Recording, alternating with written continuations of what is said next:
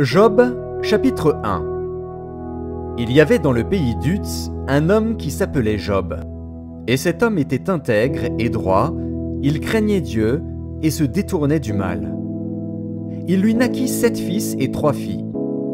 Il possédait 7000 brebis, 3000 chameaux, 500 paires de bœufs, 500 ânesses et un très grand nombre de serviteurs.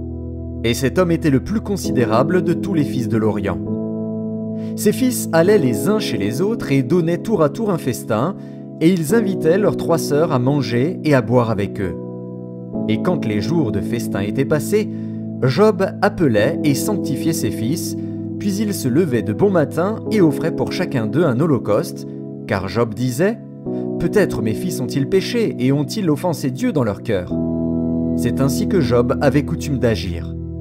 Or, les fils de Dieu vinrent un jour se présenter devant l'Éternel, et Satan vint aussi au milieu d'eux. L'Éternel dit à Satan, « D'où viens-tu » Et Satan répondit à l'Éternel, « De parcourir la terre et de m'y promener. » L'Éternel dit à Satan, « As-tu remarqué mon serviteur Job ? Il n'y a personne comme lui sur la terre.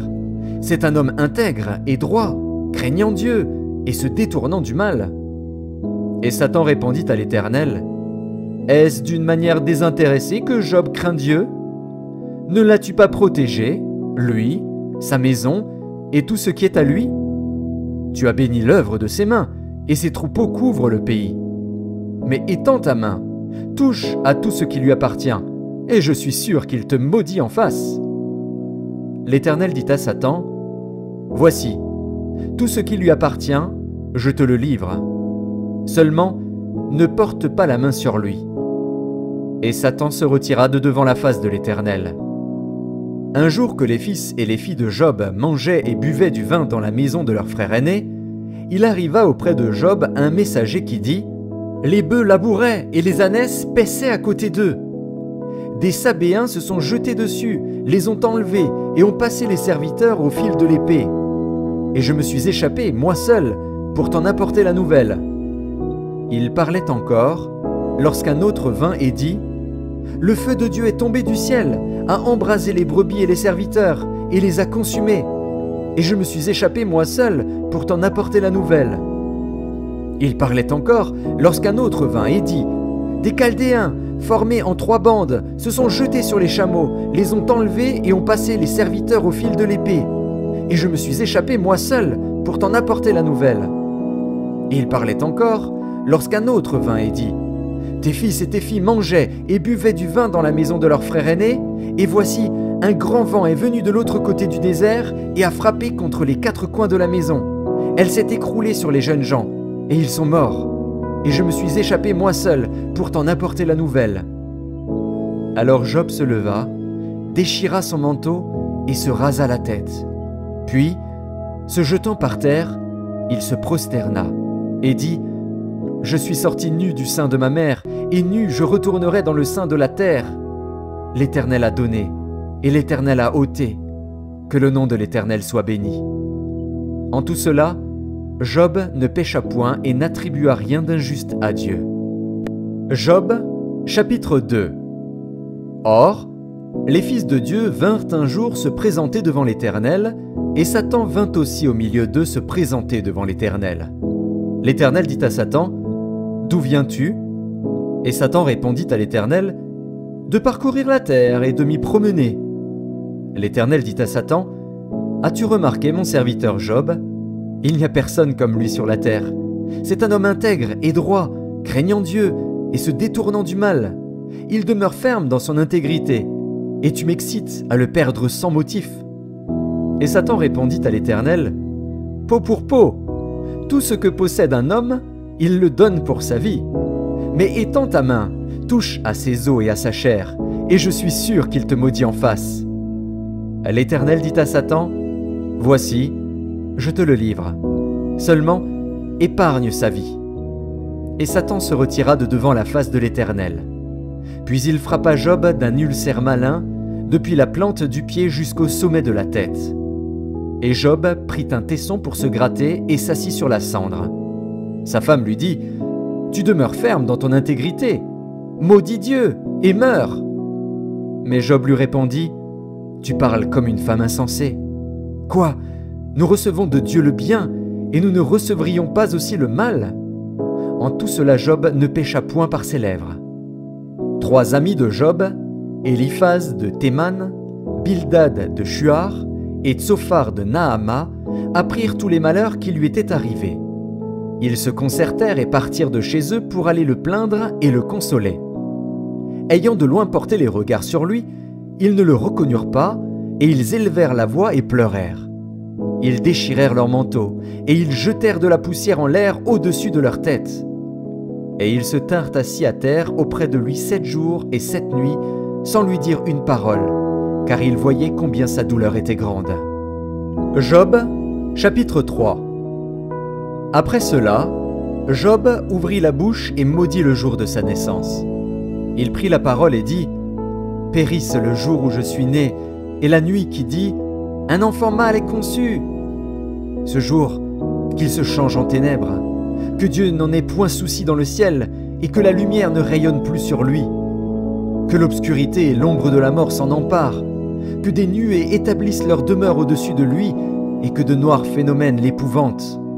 Cette nuit, que les ténèbres en fassent leur proie, qu'elles disparaissent de l'année, qu'elles ne soient plus comptées parmi les mois.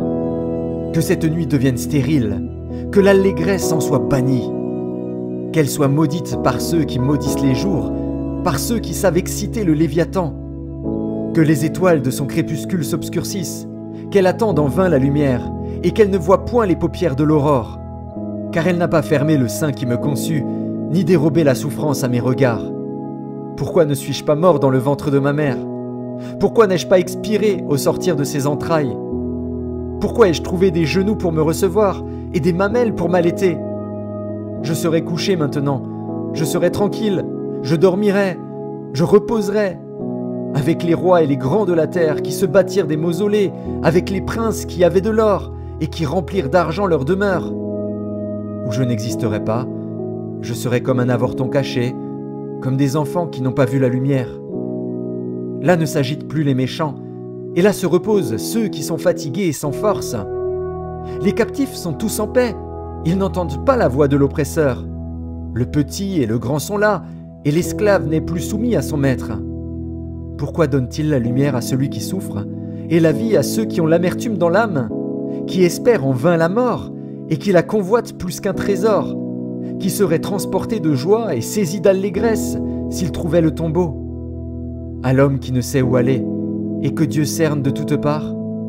Mes soupirs sont ma nourriture, et mes cris se répandent comme l'eau. Ce que je crains, c'est ce qui m'arrive. Ce que je redoute, c'est ce qui m'atteint. Je n'ai ni tranquillité, ni paix, ni repos, et le trouble s'est emparé de moi. Job, chapitre 4.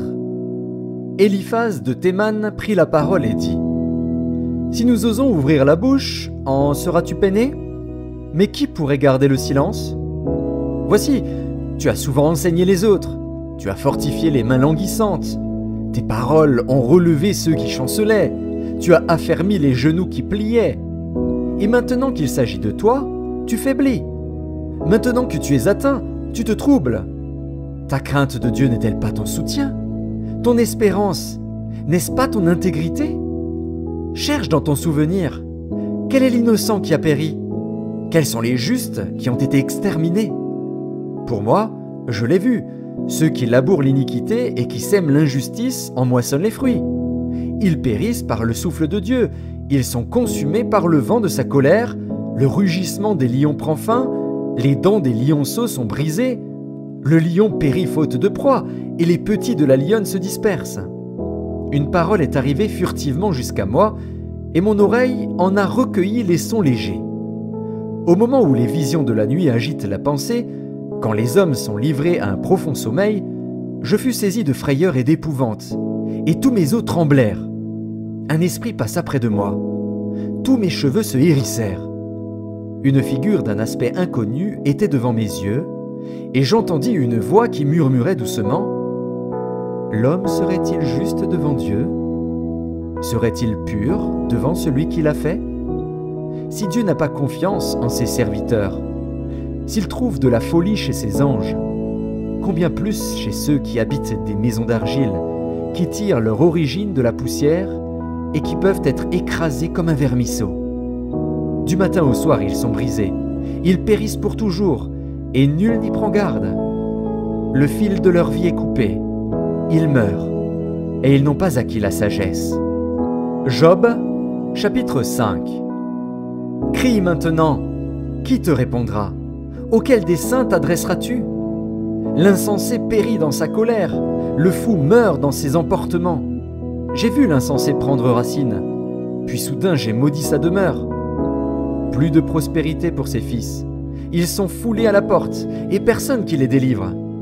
Sa moisson est dévorée par des affamés, qui viennent l'enlever jusque dans les épines, et ses biens sont engloutis par des hommes altérés. Le malheur ne sort pas de la poussière, et la souffrance ne germe pas du sol. L'homme naît pour souffrir, comme l'étincelle pour voler. Pour moi, j'aurai recours à Dieu, et c'est à Dieu que j'exposerai ma cause. Il fait des choses grandes et insondables, des merveilles sans nombre.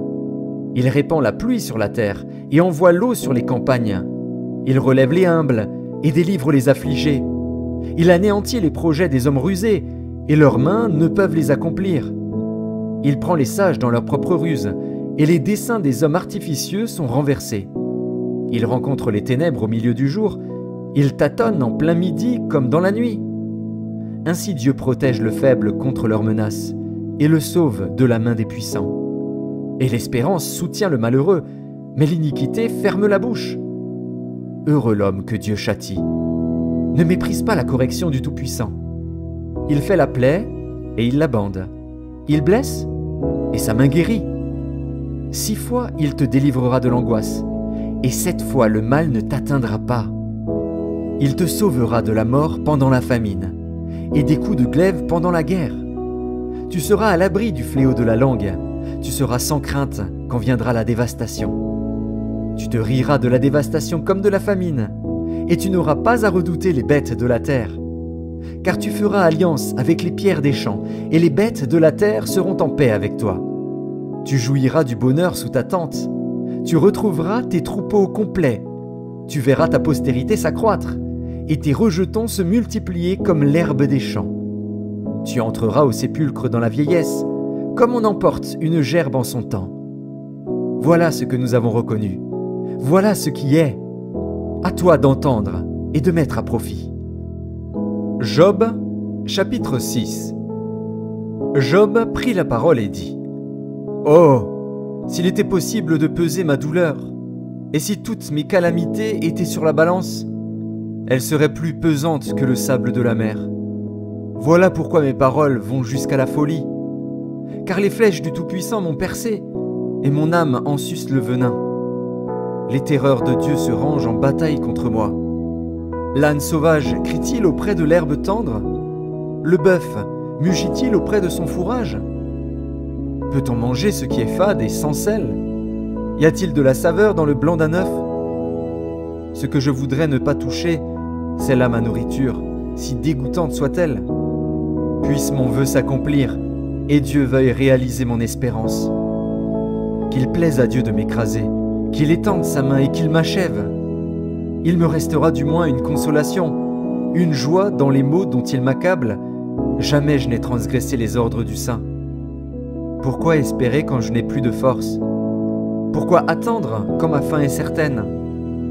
Ma force est-elle une force de pierre? Mon corps est-il d'airain? Ne suis-je pas sans ressources? Et le salut n'est-il pas loin de moi? Celui qui souffre a droit à la compassion de son ami, même quand il abandonnerait la crainte du Tout-Puissant. Mes frères sont perfides comme un torrent, comme le lit des torrents qui disparaissent. Les glaçons en troublent le cours, la neige s'y précipite. Viennent les chaleurs, et ils tarissent, les feux du soleil, et leur lit demeure à sec. Les caravanes se détournent de leur chemin, s'enfoncent dans le désert, et périssent. Les caravanes de Théma fixent le regard. Les voyageurs de Séba sont pleins d'espoir. Ils sont honteux d'avoir eu confiance. Ils restent confondus quand ils arrivent. Ainsi, vous êtes comme si vous n'existiez pas. Vous voyez mon angoisse, et vous en avez horreur. Vous ai-je dit, Donnez-moi quelque chose, faites en ma faveur des présents avec vos biens, délivrez-moi de la main de l'ennemi, rachetez-moi de la main des méchants. Instruisez-moi, et je me tairai. Faites-moi comprendre en quoi j'ai péché. Que les paroles vraies sont persuasives, mais que prouvent vos remontrances? Voulez-vous donc blâmer ce que j'ai dit et ne voir que du vent dans les discours d'un désespéré? Vous accablez un orphelin, vous persécutez votre ami. Regardez-moi, je vous prie. Vous mentirai-je en face? Revenez, ne soyez pas injuste. Revenez et reconnaissez mon innocence. Y a-t-il de l'iniquité sur ma langue? Et ma bouche ne discerne-t-elle pas le mal? Job, chapitre 7. Le sort de l'homme sur la terre est celui d'un soldat, et ses jours sont ceux d'un mercenaire. Comme l'esclave soupire après l'ombre, comme l'ouvrier attend son salaire, ainsi j'ai pour partage des mois de douleur, j'ai pour mon lot des nuits de souffrance. Je me couche et je dis, quand me lèverai-je? Quand finira la nuit? Et je suis rassasié d'agitation jusqu'au point du jour. Mon corps se couvre de verre et d'une croûte terreuse, ma peau se crevasse et se dissout. Mes jours sont plus rapides que la navette du tisserand, ils s'évanouissent, plus d'espérance. Souviens-toi que ma vie est un souffle. Mes yeux ne reverront pas le bonheur. L'œil qui me regarde ne me regardera plus. Ton œil me cherchera et je ne serai plus. Comme la nuée se dissipe et s'en va, celui qui descend au séjour des morts ne remontera pas.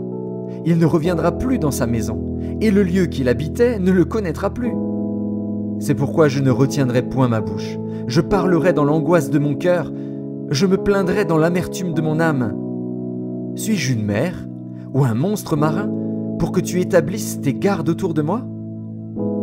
Quand je dis « mon lit me soulagera, ma couche calmera mes douleurs », c'est alors que tu m'effrayes par des songes, que tu m'épouvantes par des visions. Ah, je voudrais être étranglé, je voudrais la mort plutôt que ces eaux. Je les méprise. Je ne vivrai pas toujours. Laisse-moi, car ma vie n'est qu'un souffle. Qu'est-ce que l'homme, pour que tu en fasses tant de cas, pour que tu daignes prendre garde à lui, pour que tu le visites tous les matins, pour que tu l'éprouves à tous les instants? Quand cesseras-tu d'avoir le regard sur moi? Quand me laisseras-tu le temps d'avaler ma salive? Si j'ai péché, qu'ai-je pu te faire, gardien des hommes? Pourquoi me mettre en butte à tes traits? Pourquoi me rendre à charge à moi-même? Que ne pardonnes-tu mon péché et que n'oublies-tu mon iniquité? Car je vais me coucher dans la poussière. Tu me chercheras et je ne serai plus. Job, chapitre 8. Bildad de Shuar prit la parole et dit: Jusqu'à quand veux-tu discourir de la sorte? Et les paroles de ta bouche seront-elles un vent impétueux? Dieu renverserait-il le droit? Le Tout-Puissant renverserait-il la justice? Si tes fils ont péché contre lui, il les a livrés à leurs péchés. Mais toi, si tu as recours à Dieu, si tu implores le Tout-Puissant, si tu es juste et droit, certainement alors il veillera sur toi et rendra le bonheur à ton innocente demeure. Ton ancienne prospérité semblera peu de choses, celle qui t'est réservée sera bien plus grande. Interroge ceux des générations passées, sois attentif à l'expérience de leur père. Car nous sommes d'hier, et nous ne savons rien, nos jours sur la terre ne sont qu'une ombre. Ils t'instruiront, ils te parleront, ils tireront de leur cœur ces sentences. Le jonc croît-il sans marais? Le roseau croît-il sans humidité? Encore vert et sans qu'on le coupe, il sèche plus vite que toutes les herbes. Ainsi arrive-t-il à tous ceux qui oublient Dieu, et l'espérance de l'impie périra. Son assurance est brisée, son soutien est une toile d'araignée. Il s'appuie sur sa maison, et elle n'est pas ferme. Il s'y cramponne, et elle ne résiste pas. Dans toute sa vigueur, en plein soleil, il étend ses rameaux sur son jardin. Il entrelace ses racines parmi les pierres, il pénètre jusque dans les murailles. L'arrache-t-on du lieu qu'il occupe? Ce lieu le renie. Je ne t'ai point connu. Tels sont les délices que ses voies lui procurent. Puis sur le même sol, d'autres s'élèvent après lui. Non, Dieu ne rejette point l'homme intègre, et il ne protège point les méchants. Il remplira ta bouche de cris de joie, et tes lèvres de chants d'allégresse. Tes ennemis seront couverts de honte. La tente des méchants disparaîtra. Job, chapitre 9. Job prit la parole et dit : Je sais bien qu'il en est ainsi. Comment l'homme serait-il juste devant Dieu ? S'il voulait contester avec lui, sur 1000 choses il ne pourrait répondre à une seule. À lui la sagesse et la toute-puissance. Qui lui résisterait impunément ? Il transporte soudain les montagnes, il les renverse dans sa colère. Il secoue la terre sur sa base, et ses colonnes sont ébranlées. Il commande au soleil, et le soleil ne paraît pas. Il met un sceau sur les étoiles. Seul, il étend les cieux, il marche sur les hauteurs de la mer. Il a créé la grande ourse, l'Orion et les Pléiades, et les étoiles des régions australes. Il fait des choses grandes et insondables, des merveilles sans nombre. Voici, il passe près de moi, et je ne le vois pas. Il s'en va, et je ne l'aperçois pas. S'il enlève, qui s'y opposera ? Qui lui dira : Que fais-tu ? Dieu ne retire point sa colère. Sous lui s'inclinent les appuis de l'orgueil. Et moi, comment lui répondre ? Quelle parole choisir ? Quand je serai juste, je ne répondrai pas. Je ne puis qu'implorer mon juge. Et quand il m'exaucerait, si je l'invoque, je ne croirais pas qu'il eût écouté ma voix, lui qui m'assaille comme par une tempête, qui multiplie sans raison mes blessures, qui ne me laisse pas respirer, qui me rassasie d'amertume. Recourir à la force ? Il est tout-puissant. À la justice ? Qui me fera comparaître ? Suis-je juste ? Ma bouche me condamnera. Suis-je innocent ? Il me déclarera coupable. Innocent. Je le suis, mais je ne tiens pas à la vie. Je méprise mon existence. Qu'importe après tout, car, j'ose le dire, il détruit l'innocent comme le coupable. Si du moins le fléau donnait soudain la mort, mais il se rit des épreuves de l'innocent. La terre est livrée aux mains de l'impie. Il voile la face des juges. Si ce n'est pas lui, qui est-ce donc ? Mes jours sont plus rapides qu'un courrier. Il fuit sans avoir vu le bonheur. Il passe comme les navires de jonc, comme l'aigle qui fond sur sa proie. Si je dis « Je veux oublier mes souffrances, laisser ma tristesse, reprendre courage », je suis effrayé de toutes mes douleurs. Je sais que tu ne me tiendras pas pour innocent. Je serai jugé coupable. Pourquoi me fatiguer en vain ? Quand je me laverai dans la neige, quand je purifierai mes mains avec du savon, tu me plongerais dans la fange, et mes vêtements m'auraient en horreur. Il n'est pas un homme comme moi, pour que je lui réponde, pour que nous allions ensemble en justice. Il n'y a pas entre nous d'arbitre qui pose sa main sur nous deux. Qu'il retire sa verge de dessus moi, que ses terreurs ne me troublent plus. Alors je parlerai et je ne le craindrai pas. Autrement, je ne suis point à moi-même. Job, chapitre 10. Mon âme est dégoûtée de la vie. Je donnerai cours à ma plainte. Je parlerai dans l'amertume de mon âme. Je dis à Dieu, ne me condamne pas. Fais-moi savoir pourquoi tu me prends à partie. Te paraît-il bien de maltraiter, de repousser l'ouvrage de tes mains et de faire briller ta faveur sur le conseil des méchants ? As-tu des yeux de chair ?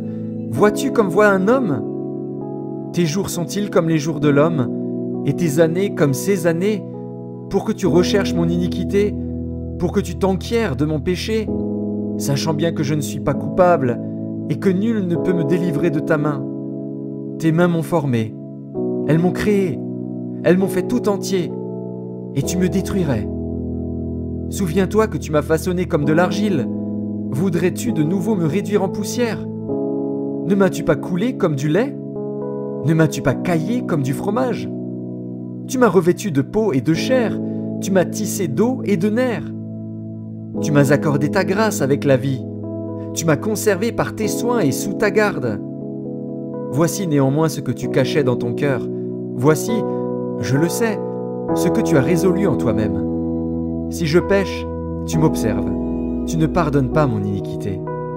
Suis-je coupable ? Malheur à moi. Suis-je innocent ?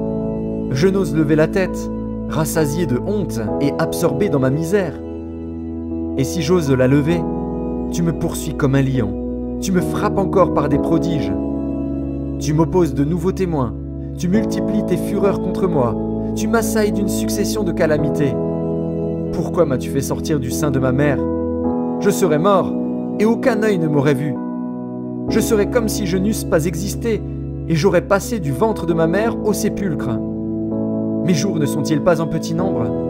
Qu'il me laisse, qu'il se retire de moi, et que je respire un peu, avant que je m'en aille, pour ne plus revenir, dans le pays des ténèbres et de l'ombre de la mort, pays d'une obscurité profonde, où règne l'ombre de la mort et la confusion, et où la lumière est semblable aux ténèbres. Job, chapitre 11. Tsophar de Naama prit la parole et dit : Cette multitude de paroles ne trouvera-t-elle point de réponse, et suffira-t-il d'être un discoureur pour avoir raison? Tes vains propos feront-ils taire les gens? Te moqueras-tu sans que personne te confonde? Tu dis : Ma manière de voir est juste, et je suis pur à tes yeux. Oh! Si Dieu voulait parler, s'il ouvrait les lèvres pour te répondre, et s'il te révélait les secrets de sa sagesse, de son immense sagesse, tu verrais alors qu'il ne te traite pas selon ton iniquité. Prétends-tu sonder les pensées de Dieu, parvenir à la connaissance parfaite du Tout-Puissant? Elle est aussi haute que les cieux. Que feras-tu? Plus profonde que le séjour des morts. Que sauras-tu? La mesure en est plus longue que la terre. Elle est plus large que la mer. S'il passe, s'il saisit, s'il traîne à son tribunal, qui s'y opposera? Car il connaît les vicieux, il voit facilement les coupables.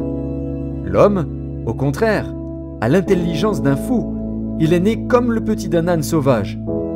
Pour toi, dirige ton cœur vers Dieu, étends vers lui tes mains, éloigne-toi de l'iniquité, et ne laisse pas habiter l'injustice sous ta tente.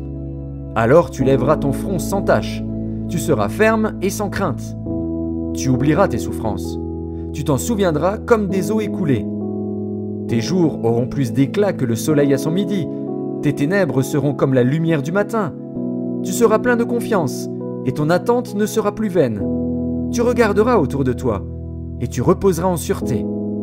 Tu te coucheras sans que personne ne trouble, et plusieurs caresseront ton visage.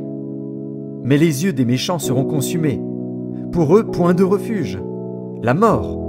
Voilà leur espérance. Job, chapitre 12. Job prit la parole et dit : On dirait, en vérité, que le genre humain c'est vous, et qu'avec vous doit mourir la sagesse. J'ai tout aussi bien que vous de l'intelligence, moi, je ne vous suis point inférieur. Et qui ne sait les choses que vous dites? Je suis pour mes amis un objet de raillerie quand j'implore le secours de Dieu.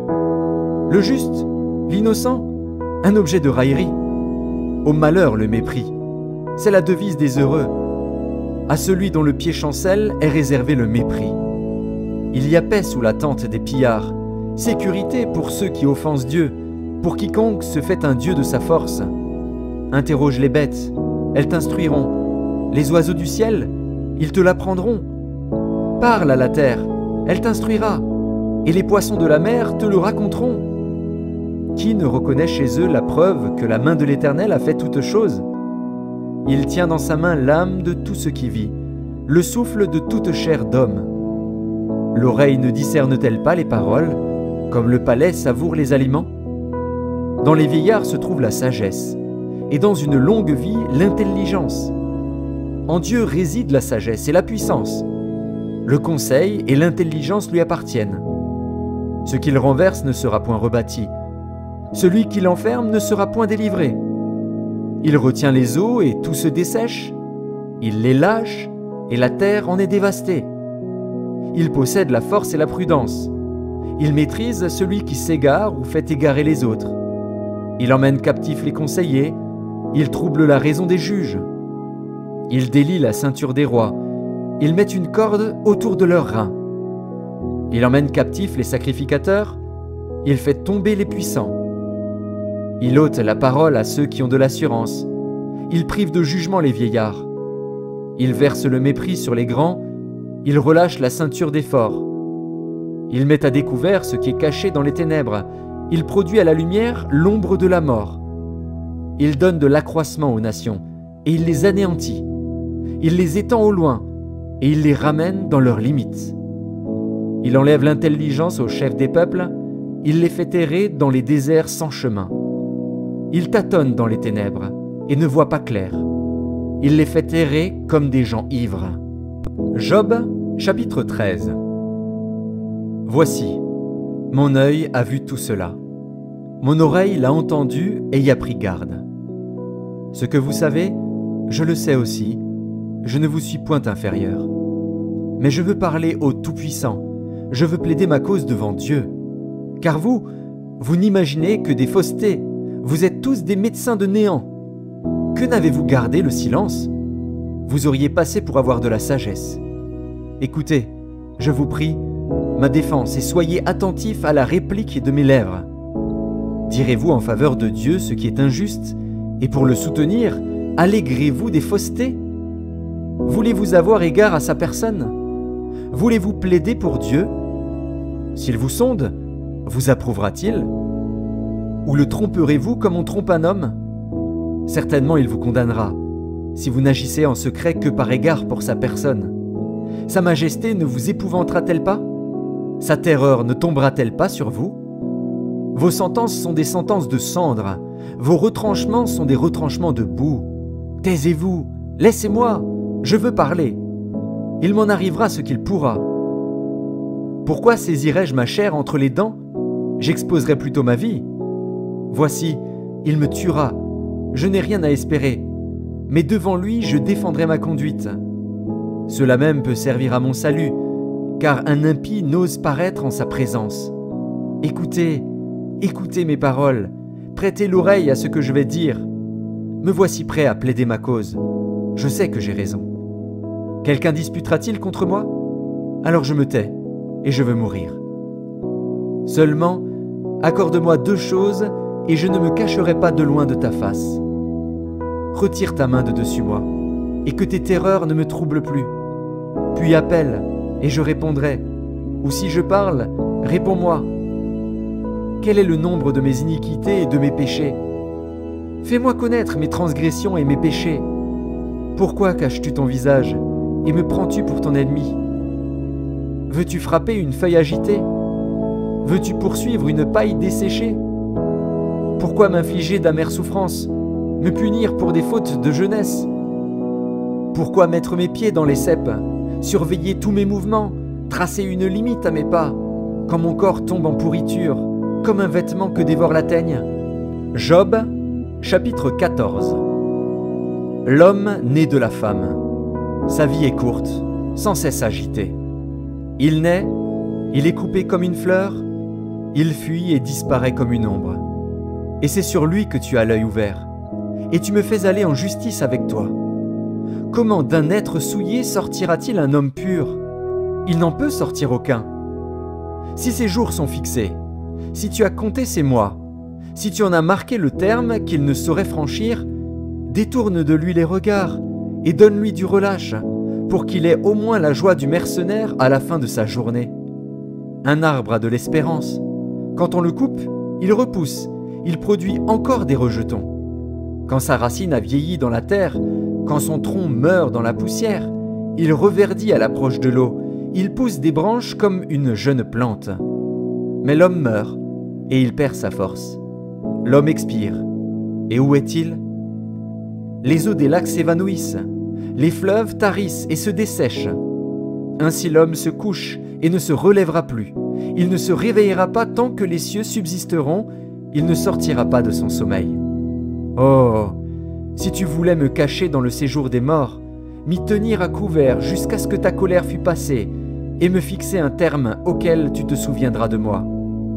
Si l'homme, une fois mort, pouvait revivre, j'aurais de l'espoir tout le temps de mes souffrances, jusqu'à ce que mon état vînt à changer. Tu appellerais alors, et je te répondrais, tu languirais après l'ouvrage de tes mains. Mais aujourd'hui tu comptes mes pas, tu as l'œil sur mes péchés. Mes transgressions sont scellées en un faisceau, et tu imagines des iniquités à ma charge.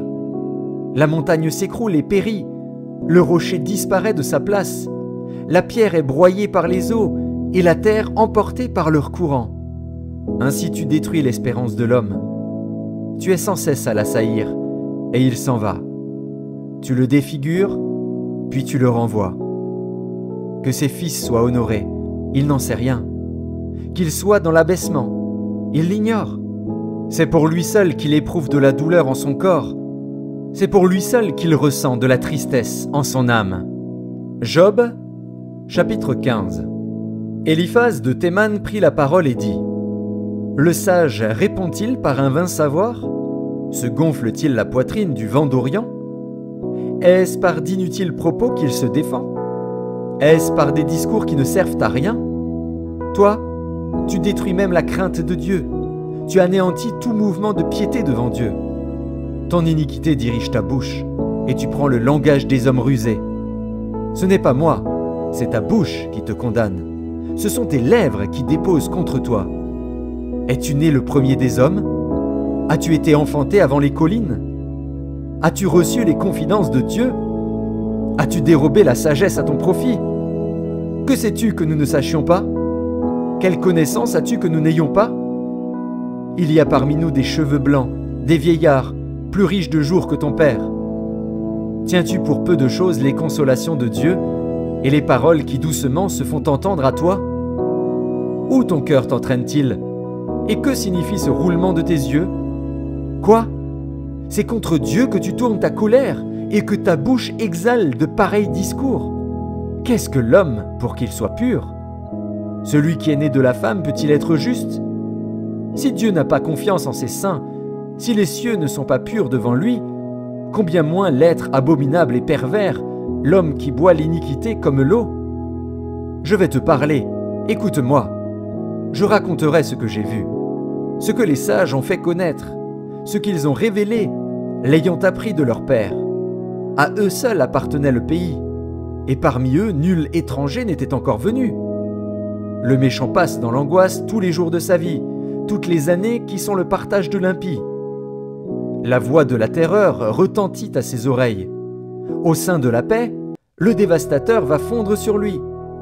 Il n'espère pas échapper aux ténèbres, il voit l'épée qui le menace. Il court çà et là pour chercher du pain, il sait que le jour des ténèbres l'attend. La détresse et l'angoisse l'épouvantent, elles l'assaillent comme un roi prêt à combattre. Car il a levé la main contre Dieu, il a bravé le Tout-Puissant. Il a eu l'audace de courir à lui sous le dos épais de ses boucliers. Il avait le visage couvert de graisse, les flancs chargés d'embonpoint. Et il habite des villes détruites, des maisons abandonnées, sur le point de tomber en ruine.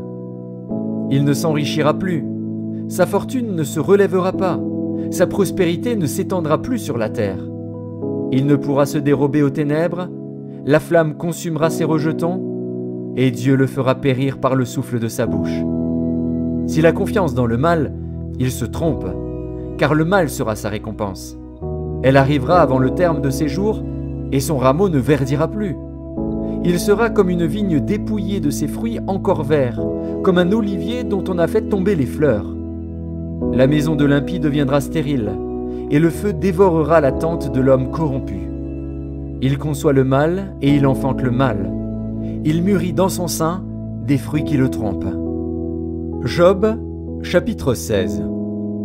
Job prit la parole et dit : J'ai souvent entendu pareille chose. Vous êtes tous des consolateurs fâcheux. Quand finiront ces discours en l'air ? Pourquoi cette irritation dans tes réponses ? Moi aussi, je pourrais parler comme vous si vous étiez à ma place.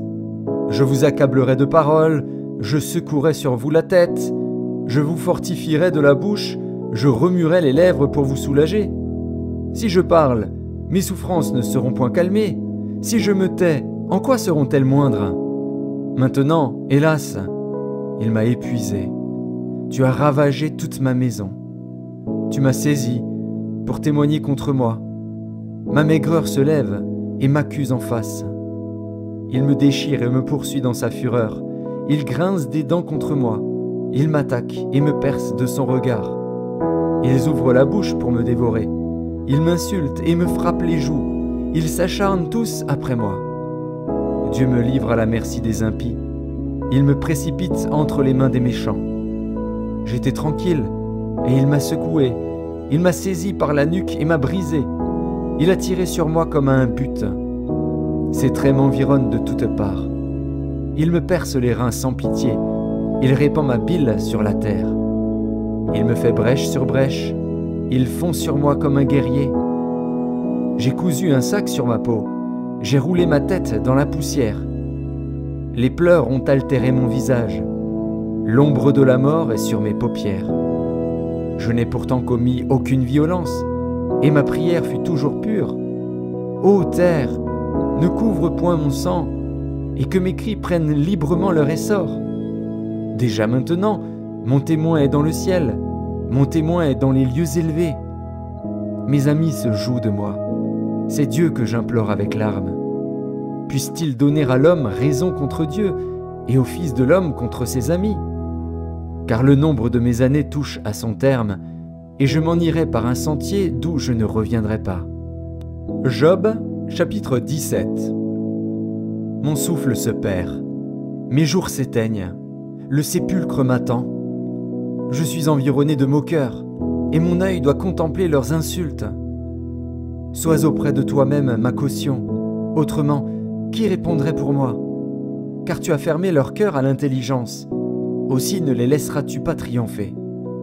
On invite ses amis au partage du butin, et l'on a des enfants dont les yeux se consument. Il m'a rendu la fable des peuples, et ma personne est un objet de mépris. Mon œil est obscurci par la douleur, tous mes membres sont comme une ombre. Les hommes droits en sont stupéfaits, et l'innocence se soulève contre l'impie. Le juste néanmoins demeure ferme dans sa voie.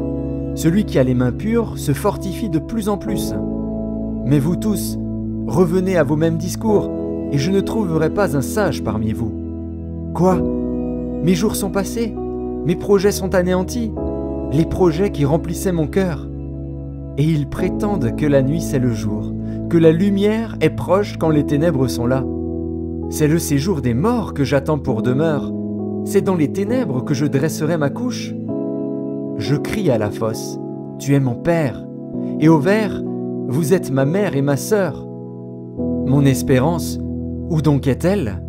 Mon espérance, qui peut la voir? Elle descendra vers les portes du séjour des morts, quand nous irons ensemble reposer dans la poussière. Job, chapitre 18. Bildad de Shuar prit la parole et dit: Quand mettrez-vous un terme à ces discours? Ayez de l'intelligence, puis nous parlerons. Pourquoi sommes-nous regardés comme des bêtes? Pourquoi ne sommes-nous à vos yeux que des brutes? Ô toi qui te déchires dans ta fureur, faut-il à cause de toi que la terre devienne déserte? Faut-il que les rochers disparaissent de leur place? La lumière du méchant s'éteindra, et la flamme qui en jaillit cessera de briller. La lumière s'obscurcira sous sa tente, et sa lampe au-dessus de lui s'éteindra. Ses pas assurés seront à l'étroit, malgré ses efforts, il tombera. Car il met les pieds sur un filet, il marche dans les mailles. Il est saisi au piège par le talon, et le filet s'empare de lui. Le cordeau est caché dans la terre, et la trappe est sur son sentier. Des terreurs l'assiègent, l'entourent, le poursuivent par derrière. La faim consume ses forces, la misère est à ses côtés. Les parties de sa peau sont l'une après l'autre dévorées, ses membres sont dévorés par le premier-né de la mort. Il est arraché de sa tente où il se croyait en sûreté, il se traîne vers le roi des épouvantements. Nul des siens n'habite sa tente, le soufre est répandu sur sa demeure. En bas, ses racines se dessèchent. En haut, ses branches sont coupées. Sa mémoire disparaît de la terre, son nom n'est plus sur la face des champs. Il est poussé de la lumière dans les ténèbres, il est chassé du monde.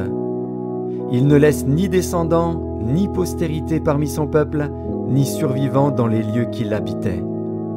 Les générations à venir seront étonnées de sa ruine, et la génération présente sera saisie d'effroi. Point d'autre destinée pour le méchant, point d'autre sort pour qui ne connaît pas Dieu. Job, chapitre 19. Job prit la parole et dit: Jusque à quand affligerez-vous mon âme et m'écraserez-vous de vos discours? Voilà 10 fois que vous m'outragez. N'avez-vous pas honte de m'étourdir ainsi? Si réellement j'ai péché, seul j'en suis responsable. Pensez-vous me traiter avec hauteur? Pensez-vous démontrer que je suis coupable? Sachez alors que c'est Dieu qui me poursuit et qui m'enveloppe de son filet.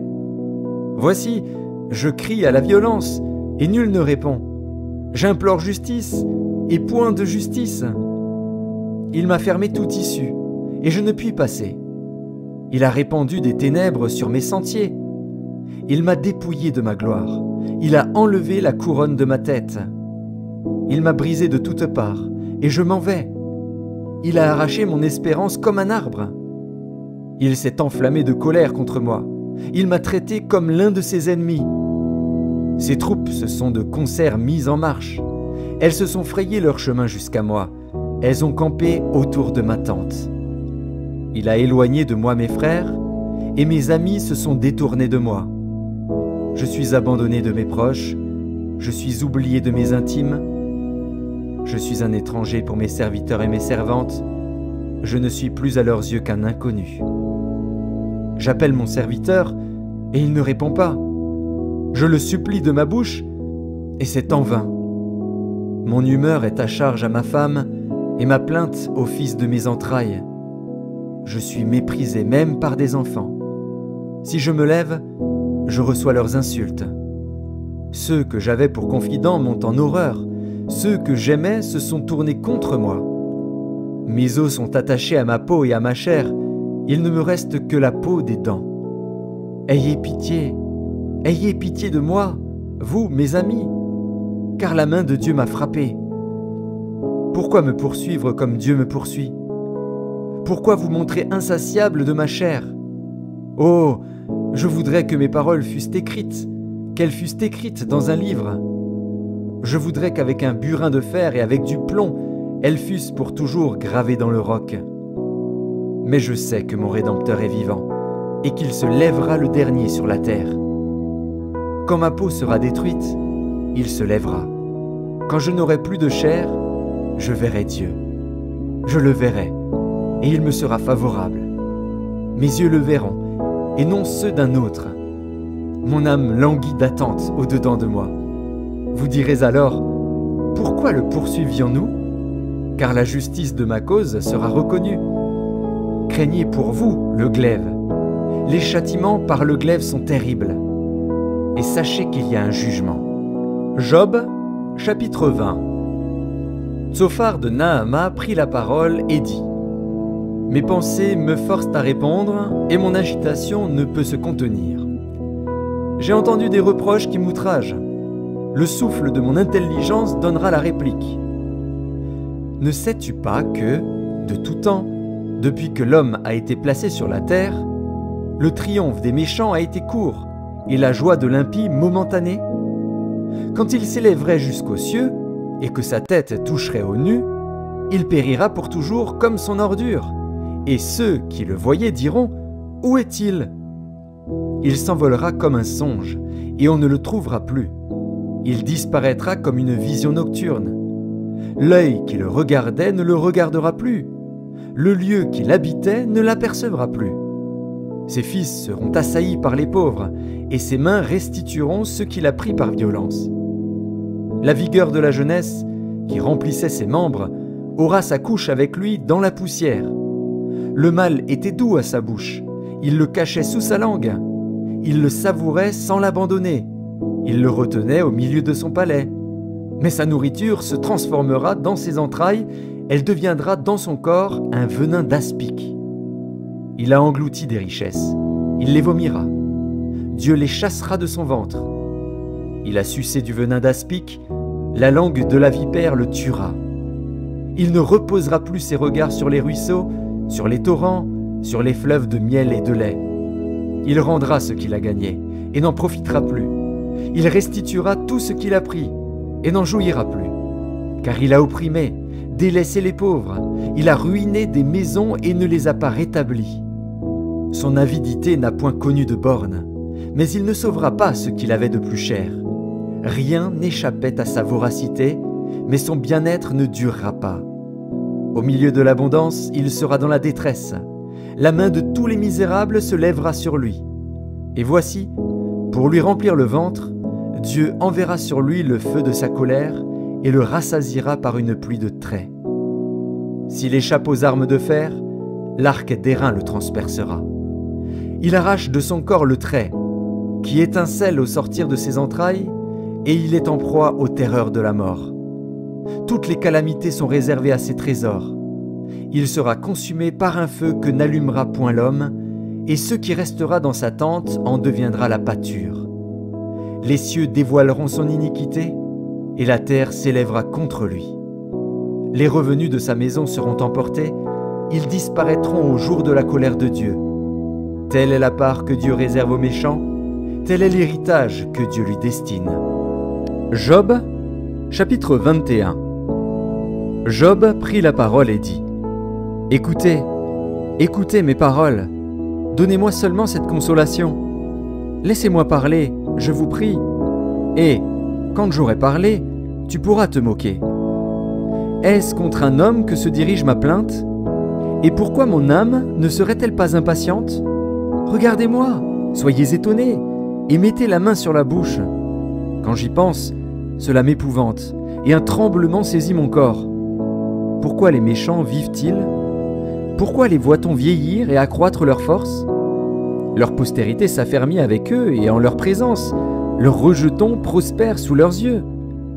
Dans leur maison règne la paix, sans mélange de crainte. La verge de Dieu ne vient pas les frapper. Leurs taureaux sont vigoureux et féconds, leurs génisses conçoivent et n'avortent point. Ils laissent courir leurs enfants comme des brebis, et les enfants prennent leurs ébats. Ils chantent au son du tambourin et de la harpe, ils se réjouissent au son du chalumeau.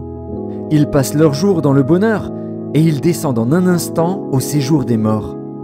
Ils disaient pourtant à Dieu : « Retire-toi de nous, nous ne voulons pas connaître tes voies. » Qu'est-ce que le Tout-Puissant pour que nous le servions ? Que gagnerions-nous à lui adresser nos prières ? Quoi donc ? Ne sont-ils pas en possession du bonheur ? Loin de moi le conseil des méchants. Mais arrive-t-il souvent que leurs lampes s'éteignent, que la misère fonde sur eux, que Dieu leur distribue leur part dans sa colère, qu'ils soient comme la paille emportée par le vent, comme la balle enlevée par le tourbillon ? Est-ce pour les fils que Dieu réserve le châtiment du Père ? Mais c'est lui que Dieu devrait punir, pour qu'il le sente. C'est lui qui devrait contempler sa propre ruine, c'est lui qui devrait boire la colère du Tout-Puissant. Car, que lui importe sa maison après lui, quand le nombre de ses mois est achevé ? Est-ce à Dieu qu'on donnera de la science, à lui qui gouverne les esprits célestes ? L'un meurt au sein du bien-être, de la paix et du bonheur, les flancs chargés de graisse et la moelle des os remplis de sève. L'autre meurt, l'amertume dans l'âme, sans avoir joui d'aucun bien. Et tous deux se couchent dans la poussière, tous deux deviennent la pâture des vers. Je sais bien quelles sont vos pensées, quel jugement inique vous portez sur moi. Vous dites : où est la maison de l'homme puissant ? Où est la tente qu'habitaient les impies ? Mais quoi ? N'avez-vous point interrogé les voyageurs, et voulez-vous méconnaître ce qu'ils prouvent ? Au jour du malheur, le méchant est épargné. Au jour de la colère, il échappe. Qui lui reproche en face sa conduite ? Qui lui rend ce qu'il a fait ? Il est porté dans un sépulcre, et il veille encore sur sa tombe. Les mottes de la vallée lui sont légères, et tous, après lui, suivront la même voie, comme une multitude l'a déjà suivi. Pourquoi donc m'offrir de vaines consolations ? Ce qui reste de vos réponses n'est que perfidie. Job, chapitre 22. Éliphaz de Théman prit la parole et dit : Un homme peut-il être utile à Dieu ? Non, le sage n'est utile qu'à lui-même. Si tu es juste, est-ce à l'avantage du Tout-Puissant ? Si tu es intègre dans tes voies, qui gagne-t-il ? Est-ce par crainte de toi qu'il te châtie, qu'il entre en jugement avec toi ? Ta méchanceté n'est-elle pas grande ? Tes iniquités ne sont-elles pas infinies ? Tu enlevais sans motif des gages à tes frères. Tu privais de leurs vêtements ceux qui étaient nus. Tu ne donnais point d'eau à l'homme altéré. Tu refusais du pain à l'homme affamé. Le pays était au plus fort, et le puissant s'y établissait. Tu renvoyais les veuves avides, les bras des orphelins étaient brisés. C'est pour cela que tu es entouré de pièges, et que la terreur t'a saisi tout à coup. Ne vois-tu donc pas ces ténèbres, ces eaux débordées qui t'envahissent? Dieu n'est-il pas en haut dans les cieux? Regarde le sommet des étoiles, comme il est élevé. Et tu dis, qu'est-ce que Dieu sait? Peut-il juger à travers l'obscurité? Les nuées l'enveloppent, et il ne voit rien, il ne parcourt que la voûte des cieux. Et quoi? Tu voudrais prendre l'ancienne route qu'ont suivie les hommes d'iniquité? Ils ont été emportés avant le temps. Ils ont eu la durée d'un torrent qui s'écoule. Ils disaient à Dieu, « Retire-toi de nous. Que peut faire pour nous le Tout-Puissant » Dieu cependant avait rempli de bien leur maison. Loin de moi le conseil des méchants. Les justes, témoins de leur chute, se réjouiront, et l'innocent se moquera d'eux. Voilà nos adversaires anéantis. Voilà leur richesse dévorée par le feu. Attache-toi donc à Dieu, et tu auras la paix. Tu jouiras ainsi du bonheur. Reçois de sa bouche l'instruction, et mets dans ton cœur ses paroles.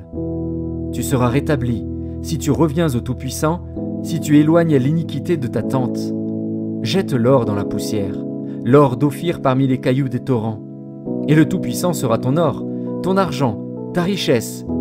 Alors tu feras du Tout-Puissant tes délices. Tu élèveras vers Dieu ta face.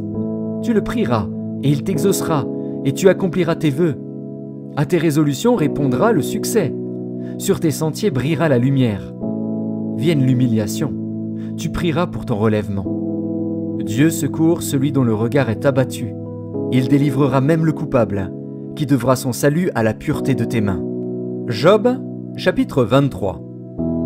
Job prit la parole et dit : Maintenant encore ma plainte est une révolte, mais la souffrance étouffe mes soupirs.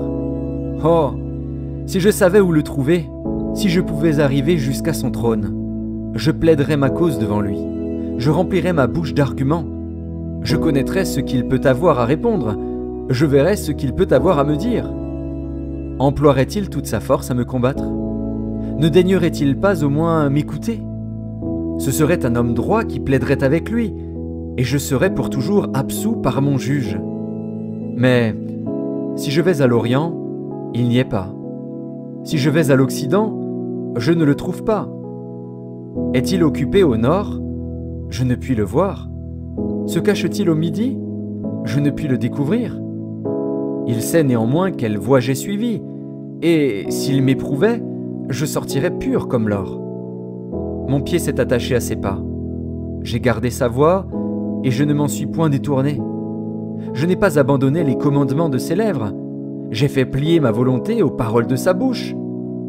Mais sa résolution est arrêtée. Qui s'y opposera? Ce que son âme désire, il l'exécute. Il accomplira donc ses desseins à mon égard, et il en concevra bien d'autres encore. Voilà pourquoi sa présence m'épouvante. Quand j'y pense, j'ai peur de lui. Dieu a brisé mon courage. Le Tout-Puissant m'a rempli d'effroi. Car ce ne sont pas les ténèbres qui m'anéantissent, ce n'est pas l'obscurité dont je suis couvert. Job, chapitre 24. Pourquoi le Tout-Puissant ne met-il pas des temps en réserve, et pourquoi ceux qui le connaissent ne voient-ils pas ses jours? On déplace les bornes, on vole des troupeaux, et on les fait paître. On enlève l'âne de l'orphelin, on prend pour gage le bœuf de la veuve, on repousse du chemin les indigents, on force tous les malheureux du pays à se cacher. Et voici, comme les ânes sauvages du désert, ils sortent le matin pour chercher de la nourriture, ils n'ont que le désert pour trouver le pain de leurs enfants. Ils coupent le fourrage qui reste dans les champs, ils grappillent dans la vigne de l'impie. Ils passent la nuit dans la nudité, sans vêtements, sans couverture contre le froid. Ils sont percés par la pluie des montagnes, et ils embrassent les rochers comme unique refuge. On arrache l'orphelin à la mamelle, on prend des gages sur le pauvre. Ils vont tout nus, sans vêtements. Ils sont affamés, et ils portent les gerbes. Dans les enclos de l'impie, ils font de l'huile, ils foulent le pressoir, et ils ont soif. Dans les villes s'exhalent les soupirs des mourants, l'âme des blessés jette des cris, et Dieu ne prend pas garde à ces infamies. D'autres sont ennemis de la lumière, ils n'en connaissent pas les voies, ils n'en pratiquent pas les sentiers. L'assassin se lève au point du jour, tue le pauvre et l'indigent, et il dérobe pendant la nuit. L'œil de l'adultère épie le crépuscule. Personne ne me verra, dit-il, et il met un voile sur sa figure. La nuit, ils forcent les maisons. Le jour, ils se tiennent enfermés. Ils ne connaissent pas la lumière. Pour eux, le matin, c'est l'ombre de la mort. Ils en éprouvent toutes les terreurs. Et quoi? L'impie est d'un poids léger sur la face des eaux. Il n'a sur la terre qu'une part maudite. Il ne prend jamais le chemin des vignes. Comme la sécheresse et la chaleur absorbent les eaux de la neige, ainsi le séjour des morts engloutit ceux qui pêchent. Quoi? Le sein maternel l'oublie. Les vers en font leur délice. On ne se souvient plus de lui. L'impie est brisé comme un arbre. Lui qui dépouille la femme stérile et sans enfant, lui qui ne répand aucun bienfait sur la veuve. Non, Dieu par sa force prolonge les jours des violents, et les voilà debout quand ils désespéraient de la vie. Il leur donne de la sécurité et de la confiance. Il a les regards sur leur voie. Ils se sont élevés, et en un instant, ils ne sont plus. Ils tombent, ils meurent comme tous les hommes. Ils sont coupés comme la tête des épis. S'il n'en est pas ainsi, qui me démentira? Qui réduira mes paroles à néant? Job, chapitre 25. Bildad de Shuar prit la parole et dit: La puissance et la terreur appartiennent à Dieu. Il fait régner la paix dans ces hautes régions. Ses armées ne sont-elles pas innombrables? Sur qui sa lumière ne se lève-t-elle pas? Comment l'homme serait-il juste devant Dieu? Comment celui qui est né de la femme serait-il pur? Voici, la lune même n'est pas brillante, et les étoiles ne sont pas pures à ses yeux. Combien moins l'homme, qui n'est qu'un ver, le fils de l'homme, qui n'est qu'un vermisseau. Job, chapitre 26. Job prit la parole et dit: Comme tu sais bien venir en aide à la faiblesse, comme tu prêtes secours aux bras sans force, quel bon conseil tu donnes à celui qui manque d'intelligence, quelle abondance de sagesse tu fais paraître. À qui s'adressent tes paroles? Et qui est-ce qui t'inspire? Devant Dieu, les ombres tremblent au-dessous des eaux et de leurs habitants. Devant lui, le séjour des morts est nu. L'abîme n'a point de voile. Il étend le septentrion sur le vide. Il suspend la terre sur le néant. Il renferme les eaux dans ses nuages, et les nuages n'éclatent pas sous leur poids. Il couvre la face de son trône. Il répand sur lui sa nuée. Il a tracé un cercle à la surface des eaux, comme limite entre la lumière et les ténèbres. Les colonnes du ciel s'ébranlent et s'étonnent à sa menace. Par sa force, il soulève la mer, par son intelligence, il en brise l'orgueil. Son souffle donne au ciel la sérénité, sa main transperce le serpent fuyard. Ce sont là les bords de ses voies, c'est le bruit léger qui nous en parvient. Mais qui entendra le tonnerre de sa puissance? Job, chapitre 27. Job prit de nouveau la parole sous forme sentencieuse et dit: Dieu qui me refuse justice est vivant. Le Tout-Puissant qui remplit mon âme d'amertume est vivant. Aussi longtemps que j'aurai ma respiration et que le souffle de Dieu sera dans mes narines, mes lèvres ne prononceront rien d'injuste, ma langue ne dira rien de faux. Loin de moi la pensée de vous donner raison. Jusqu'à mon dernier soupir, je défendrai mon innocence. Je tiens à me justifier et je ne faiblirai pas. Mon cœur ne me fait de reproches sur aucun de mes jours. Que mon ennemi soit comme le méchant et mon adversaire comme l'impie. Quelle espérance reste-t-il à l'impie quand Dieu coupe le fil de sa vie, quand il lui retire son âme? Est-ce que Dieu écoute ses cris quand l'angoisse vient l'assaillir? Fait-il du Tout-Puissant ses délices? Adresse-t-il en tout temps ses prières à Dieu? Je vous enseignerai les voies de Dieu. Je ne vous cacherai pas les desseins du Tout-Puissant. Mais vous les connaissez, et vous êtes d'accord. Pourquoi donc vous laissez aller à de vaines pensées? Voici la part que Dieu réserve aux méchants, l'héritage que le Tout-Puissant destine à l'impie. S'il a des fils en grand nombre, c'est pour le glaive, et ses rejetons manquent de pain. Ceux qui échappent sont enterrés par la peste, et leurs veuves ne les pleurent pas. S'il amasse l'argent comme la poussière, s'il entasse les vêtements comme la boue, c'est lui qui entasse, mais c'est le juste qui se revêt. C'est l'homme intègre qui a l'argent en partage. Sa maison est comme celle que bâtit la teigne, comme la cabane que fait un gardien. Il se couche riche et il meurt dépouillé. Il ouvre les yeux et tout a disparu. Les terreurs le surprennent comme des eaux. Un tourbillon l'enlève au milieu de la nuit. Le vent d'Orient l'emporte et il s'en va. Il l'arrache violemment de sa demeure. Dieu lance sans pitié des traits contre lui et le méchant voudrait fuir pour les éviter. On bat des mains à sa chute et on le siffle à son départ. Job, chapitre 28.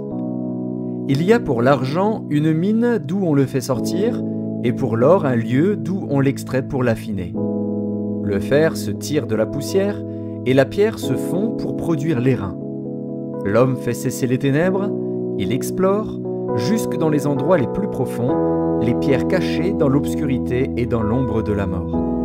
Il creuse un puits loin des lieux habités, ses pieds ne lui sont plus en aide, et il est suspendu, balancé, loin des humains.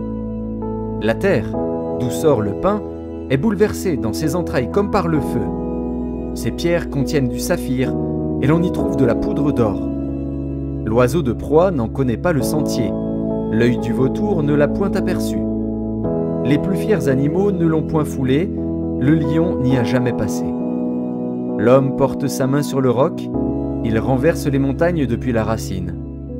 Il ouvre des tranchées dans les rochers, et son œil contemple tout ce qu'il y a de précieux. Il arrête l'écoulement des eaux, et il produit à la lumière ce qui est caché. Mais la sagesse, où se trouve-t-elle? Où est la demeure de l'intelligence? L'homme n'en connaît point le prix. Elle ne se trouve pas dans la terre des vivants. L'abîme dit, elle n'est point en moi, et la mer dit, elle n'est point en moi. Elle ne se donne pas contre de l'or pur, elle ne s'achète pas au poids de l'argent. Elle ne se pèse pas contre l'or d'Ophir, ni contre le précieux onyx, ni contre le saphir. Elle ne peut se comparer à l'or ni au verre, elle ne peut s'échanger pour un vase d'or fin. Le corail et le cristal ne sont rien auprès d'elle. La sagesse vaut plus que les perles. La topaze d'Éthiopie n'est point son égale, et l'or pur n'entre pas en balance avec elle. D'où vient donc la sagesse? Où est la demeure de l'intelligence? Elle est cachée aux yeux de tout vivant, elle est cachée aux oiseaux du ciel. Le gouffre et la mort disent, nous en avons entendu parler. C'est Dieu qui en sait le chemin, c'est lui qui en connaît la demeure. Car il voit jusqu'aux extrémités de la terre, il aperçoit tout sous les cieux.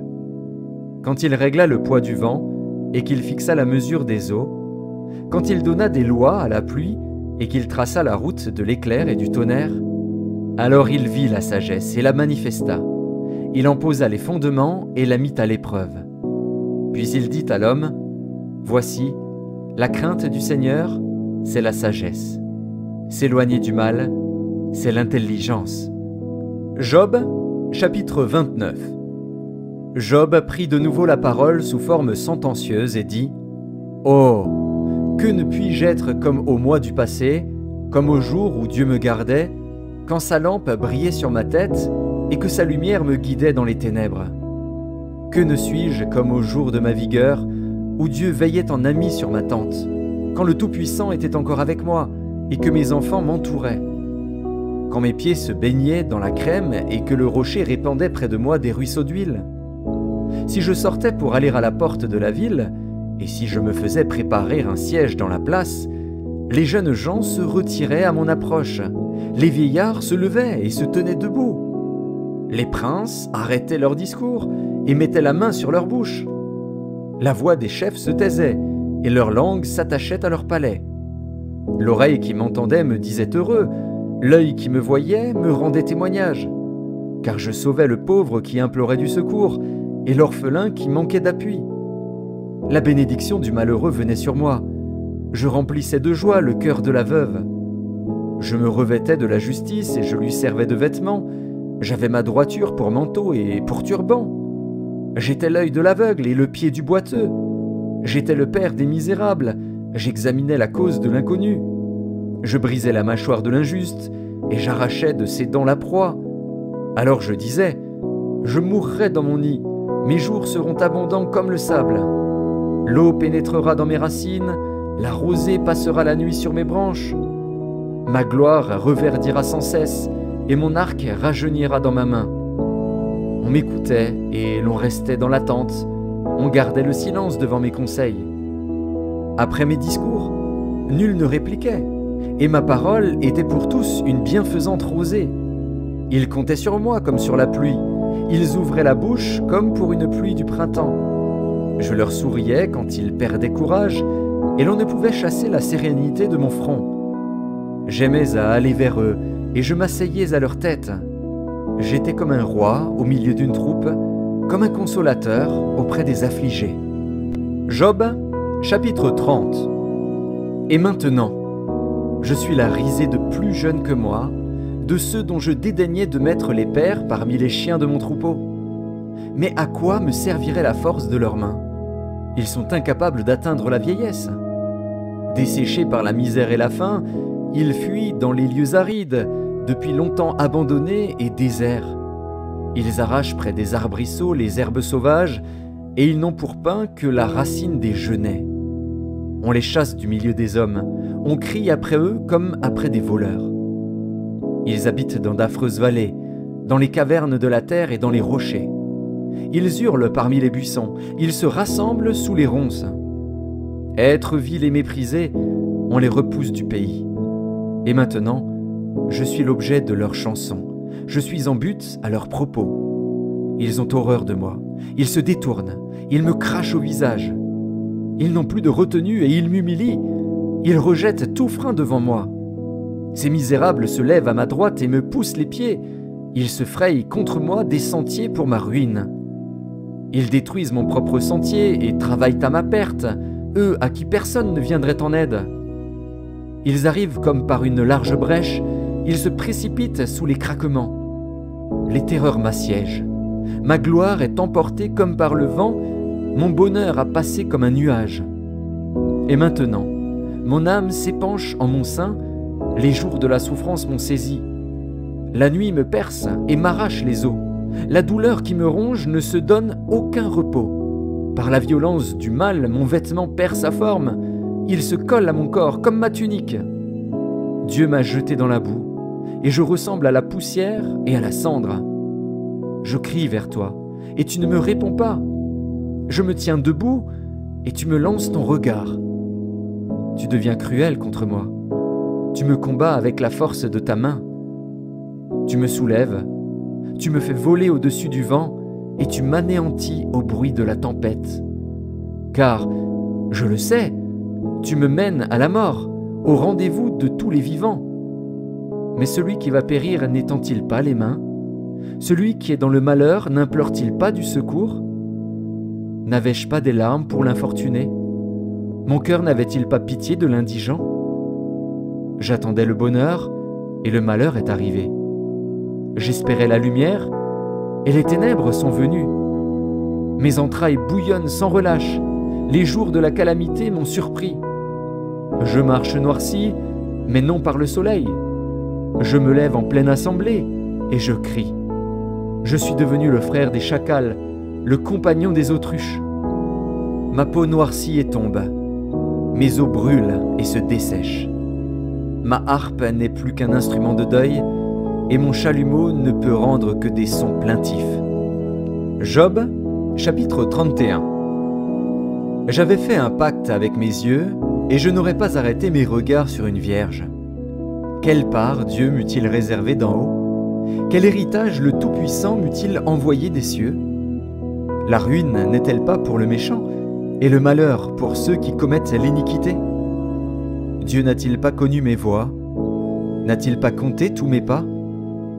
Si j'ai marché dans le mensonge, si mon pied a couru vers la fraude, que Dieu me pèse dans des balances justes, et il reconnaîtra mon intégrité. Si mon pas s'est détourné du droit chemin, si mon cœur a suivi mes yeux, si quelque souillure s'est attachée à mes mains, que je sème et qu'un autre moissonne, et que mes rejetons soient déracinés. Si mon cœur a été séduit par une femme, si j'ai fait le guet à la porte de mon prochain, que ma femme tourne la meule pour un autre, et que d'autres la déshonorent. Car c'est un crime, un forfait que punissent les juges. C'est un feu qui dévore jusqu'à la ruine et qui aurait détruit toute ma richesse. Si j'ai méprisé le droit de mon serviteur ou de ma servante lorsqu'ils étaient en contestation avec moi, Qu'ai-je à faire quand Dieu se lève? Qu'ai-je à répondre quand il châtie? Celui qui m'a créé dans le ventre de ma mère ne l'a-t-il pas créé? Le même Dieu ne nous a-t-il pas formés dans le sein maternel? Si j'ai refusé aux pauvres ce qu'ils demandaient, si j'ai fait languir les yeux de la veuve, si j'ai mangé seul mon pain, sans que l'orphelin en ait eu sa part, moi qui l'ai dès ma jeunesse élevé comme un père, moi qui dès ma naissance ai soutenu la veuve, si j'ai vu le malheureux manquer de vêtements, l'indigent n'avoir point de couverture, sans que ses reins m'aient béni, sans qu'il ait été réchauffé par la toison de mes agneaux, si j'ai levé la main contre l'orphelin, parce que je me sentais un appui dans les juges, que mon épaule se détache de sa jointure, que mon bras tombe et qu'il se brise. Car les châtiments de Dieu m'épouvantent, et je ne puis rien devant sa majesté.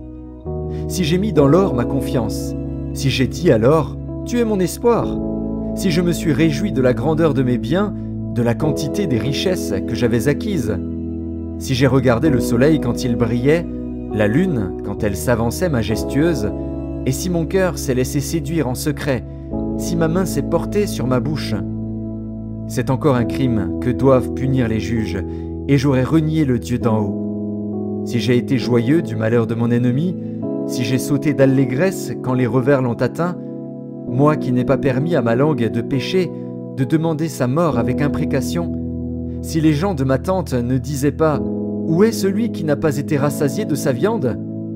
Si l'étranger passait la nuit dehors, si je n'ouvrais pas ma porte aux voyageurs, si, comme les hommes, j'ai caché mes transgressions et renfermé mes iniquités dans mon sein, parce que j'avais peur de la multitude, parce que je craignais le mépris des familles, me tenant à l'écart et n'osant franchir ma porte, oh, qui me fera trouver quelqu'un qui m'écoute? Voilà ma défense toute signée, que le Tout-Puissant me réponde. Qui me donnera la plainte écrite par mon adversaire? Je porterai son écrit sur mon épaule, je l'attacherai sur mon front comme une couronne. Je lui rendrai compte de tous mes pas, je m'approcherai de lui comme un prince. Si ma terre crie contre moi, et que ses sillons versent des larmes, si j'en ai mangé le produit sans l'avoir payé, et que j'ai attristé l'âme de ses anciens maîtres, qu'il y croisse des épines au lieu de froment, et de l'ivraie au lieu de l'orge. Fin des paroles de Job. Job, chapitre 32. Ces trois hommes cessèrent de répondre à Job parce qu'ils se regardaient comme justes. Alors s'enflamma de colère Élihu, fils de Barakil de Buz, de la famille de Ram. Sa colère s'enflamma contre Job parce qu'il se disait juste devant Dieu. Et sa colère s'enflamma contre ses trois amis parce qu'ils ne trouvaient rien à répondre et que néanmoins ils condamnaient Job. Comme ils étaient plus âgés que lui, Élihu avait attendu jusqu'à ce moment pour parler à Job. Mais, voyant qu'il n'y avait plus de réponse dans la bouche de ces trois hommes, Élihu s'enflamma de colère. Et Élihu, fils de Barakil de Buz, prit la parole et dit « Je suis jeune, et vous êtes des vieillards. C'est pourquoi j'ai craint, j'ai redouté de vous faire connaître mon sentiment. Je disais en moi-même, les jours parleront, le grand nombre des années enseignera la sagesse. Mais en réalité, dans l'homme, c'est l'esprit, le souffle du Tout-Puissant qui donne l'intelligence. Ce n'est pas l'âge qui procure la sagesse, ce n'est pas la vieillesse qui rend capable de juger. Voilà pourquoi je dis, écoute, moi aussi j'exposerai ma pensée. J'ai attendu la fin de vos discours, j'ai suivi vos raisonnements, votre examen des paroles de Job. Je vous ai donné toute mon attention, et voici, aucun de vous ne l'a convaincu, aucun n'a réfuté ses paroles. Ne dites pas cependant, en lui nous avons trouvé la sagesse. C'est Dieu qui peut le confondre, ce n'est pas un homme. Il ne s'est pas adressé directement à moi. Aussi, lui répondrai-je tout autrement que vous. Ils ont peur, ils ne répondent plus, ils ont la parole coupée. J'ai attendu qu'ils eussent fini leur discours, qu'ils s'arrêtassent et ne sussent que répliquer. À mon tour, je veux répondre aussi, je veux dire aussi ce que je pense, car je suis plein de paroles. L'esprit me presse au-dedans de moi. Mon intérieur est comme un vin qui n'a pas d'issue, comme des outres neuves qui vont éclater. Je parlerai pour respirer à l'aise, j'ouvrirai mes lèvres et je répondrai. Je n'aurai point égard à l'apparence et je ne flatterai personne. car je ne sais pas flatter. Mon Créateur m'enlèverait bien vite. Job, chapitre 33. Maintenant donc, Job, écoute mes discours, prête l'oreille à toutes mes paroles. Voici, j'ouvre la bouche, ma langue se remue dans mon palais. C'est avec droiture de cœur que je vais parler, c'est la vérité pure qu'exprimeront mes lèvres. L'Esprit de Dieu m'a créé et le souffle du Tout-Puissant m'anime. Si tu le peux, réponds-moi, défends ta cause, tiens-toi prêt. Devant Dieu, je suis ton semblable, j'ai été comme toi formé de la boue. Ainsi mes terreurs ne te troubleront pas et mon poids ne saurait t'accabler. Mais tu as dit à mes oreilles, et j'ai entendu le son de tes paroles. Je suis pur, je suis sans péché, je suis net, il n'y a point en moi d'iniquité. Et Dieu trouve contre moi des motifs de haine, il me traite comme son ennemi. Il met mes pieds dans les ceps, il surveille tous mes mouvements. Je te répondrai qu'en cela tu n'as pas raison, car Dieu est plus grand que l'homme. Veux-tu donc disputer avec lui, parce qu'il ne rend aucun compte de ses actes? Dieu parle cependant, tantôt d'une manière, tantôt d'une autre, et l'on n'y prend point garde. Il parle par des songes, par des visions nocturnes, quand les hommes sont livrés à un profond sommeil, quand ils sont endormis sur leur couche. Alors il leur donne des avertissements et met le sceau à ses instructions, afin de détourner l'homme du mal et de le préserver de l'orgueil, afin de garantir son âme de la fosse et sa vie des coups du glaive. Par la douleur aussi, l'homme est repris sur sa couche, quand une lutte continue vient agiter ses os. Alors il prend en dégoût le pain, même les aliments les plus exquis. Sa chair se consume et disparaît, ses os qu'on ne voyait pas sont mis à nu. Son âme s'approche de la fosse, et sa vie des messagers de la mort. Mais s'il se trouve pour lui un ange intercesseur, un d'entre les 1000 qui annonce à l'homme la voie qu'il doit suivre, Dieu a compassion de lui et dit à l'ange, « Délivre-le, afin qu'il ne descende pas dans la fosse. J'ai trouvé une rançon. » Et sa chair a plus de fraîcheur qu'au premier âge. Il revient au jour de sa jeunesse. Il adresse à Dieu sa prière, et Dieu lui est propice, lui laisse voir sa face avec joie, et lui rend son innocence. Il chante devant les hommes et dit, « J'ai péché, j'ai violé la justice, et je n'ai pas été puni comme je le méritais. Dieu a délivré mon âme pour qu'elle n'entrât pas dans la fosse, et ma vie s'épanouit à la lumière. » Voilà tout ce que Dieu fait, 2 fois, 3 fois, avec l'homme, pour ramener son âme de la fosse, pour l'éclairer de la lumière des vivants. Sois attentif, Job, écoute-moi, tais-toi, et je parlerai. Si tu as quelque chose à dire, réponds-moi, parle, car je voudrais te donner raison. Si tu n'as rien à dire, écoute-moi, tais-toi, et je t'enseignerai la sagesse. Job, chapitre 34. Élihu reprit et dit, « Sages, écoutez mes discours. Vous qui êtes intelligents, prêtez-moi l'oreille. Car l'oreille discerne les paroles, comme le palais savoure les aliments. Choisissons ce qui est juste, voyons entre nous ce qui est bon. » Job dit, « Je suis innocent et Dieu me refuse justice. J'ai raison et je passe pour menteur. Ma plaie est douloureuse et je suis sans péché. Y a-t-il un homme semblable à Job, buvant la raillerie comme l'eau, marchant en société de ceux qui font le mal, cheminant de pair avec les impies? Car il a dit, « Il est inutile à l'homme de mettre son plaisir en Dieu. » Écoutez-moi donc, hommes de sens. Loin de Dieu l'injustice, loin du Tout-Puissant l'iniquité. Il rend à l'homme selon ses œuvres, il rétribue chacun selon ses voies. Non, certes, Dieu ne commet pas l'iniquité, le Tout-Puissant ne viole pas la justice. Qui l'a chargé de gouverner la terre? Qui a confié l'univers à ses soins? S'il ne pensait qu'à lui-même, s'il retirait à lui son esprit et son souffle, toute chair périrait soudain, et l'homme rentrerait dans la poussière. Si tu as de l'intelligence, écoute ceci, prête l'oreille au son de mes paroles. Un ennemi de la justice régnerait-il? Et condamneras-tu le juste, le puissant, qui proclame la méchanceté des rois et l'iniquité des princes, qui n'a point égard à l'apparence des grands et ne distingue pas le riche du pauvre, parce que tous sont l'ouvrage de ses mains? En un instant, ils perdent la vie. Au milieu de la nuit, un peuple chancelle et périt. Le puissant disparaît, sans la main d'aucun homme. Car Dieu voit la conduite de tous. Il a les regards sur les pas de chacun. Il n'y a ni ténèbres, ni ombre de la mort, où puissent se cacher ceux qui commettent l'iniquité. Dieu n'a pas besoin d'observer longtemps pour qu'un homme entre en jugement avec lui. Il brise les grands sans information et il met d'autres à leur place, car il connaît leurs œuvres. Il les renverse de nuit et ils sont écrasés. Il les frappe comme des impies à la face de tous les regards.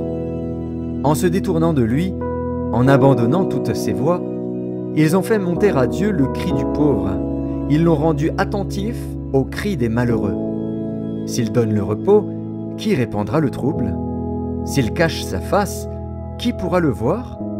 Il traite à l'égal soit une nation, soit un homme, afin que l'impie ne domine plus et qu'il ne soit plus un piège pour le peuple.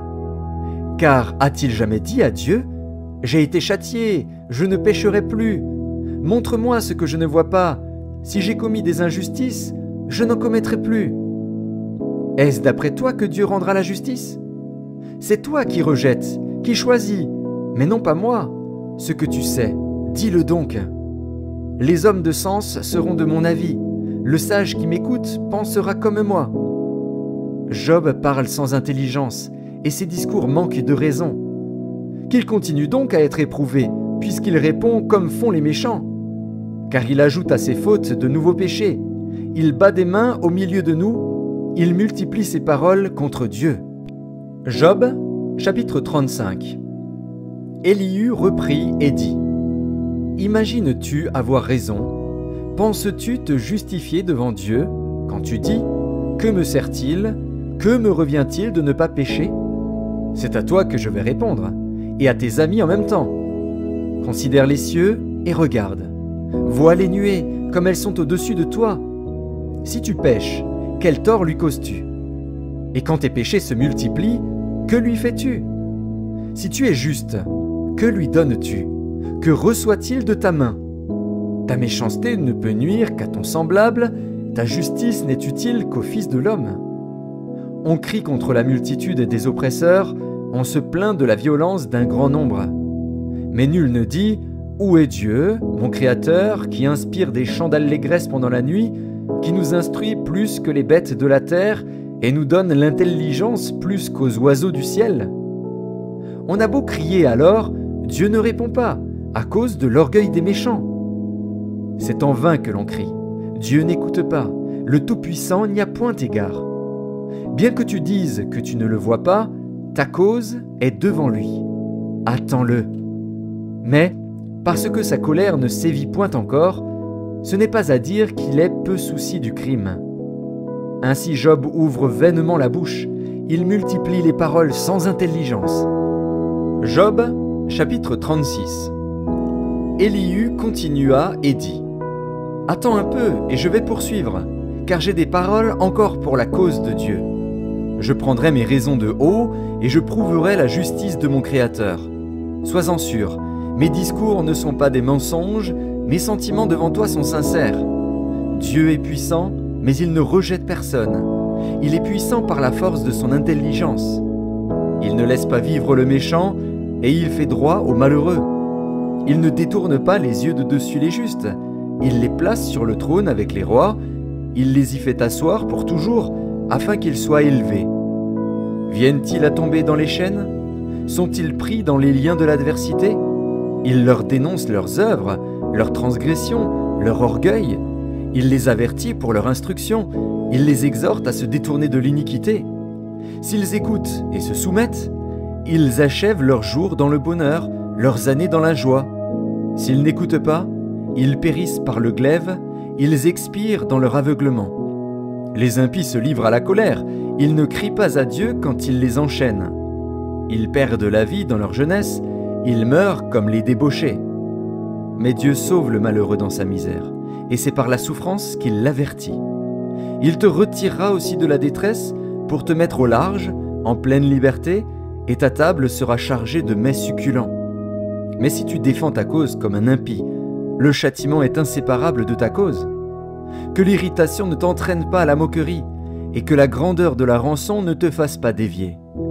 Tes cris suffiraient-ils pour te sortir d'angoisse, et même toutes les forces que tu pourrais déployer? Ne soupire pas après la nuit, qui enlève les peuples de leur place. Garde-toi de te livrer au mal, car la souffrance t'y dispose. Dieu est grand par sa puissance. Qui saurait enseigner comme lui? Qui lui prescrit ses voies? Qui ose dire « tu fais mal » Souviens-toi d'exalter ses œuvres, que célèbrent tous les hommes. Tout homme les contemple, chacun les voit de loin.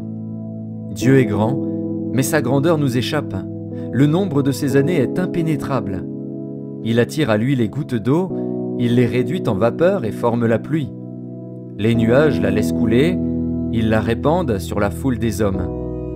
Et qui comprendra le déchirement de la nuée, le fracas de sa tente? Voici, il étend autour de lui sa lumière, et il se cache jusque dans les profondeurs de la mer. Par ses moyens, il juge les peuples, et il donne la nourriture avec abondance. Il prend la lumière dans sa main, il la dirige sur ses adversaires. Il s'annonce par un grondement. Les troupeaux pressentent son approche. Job, chapitre 37.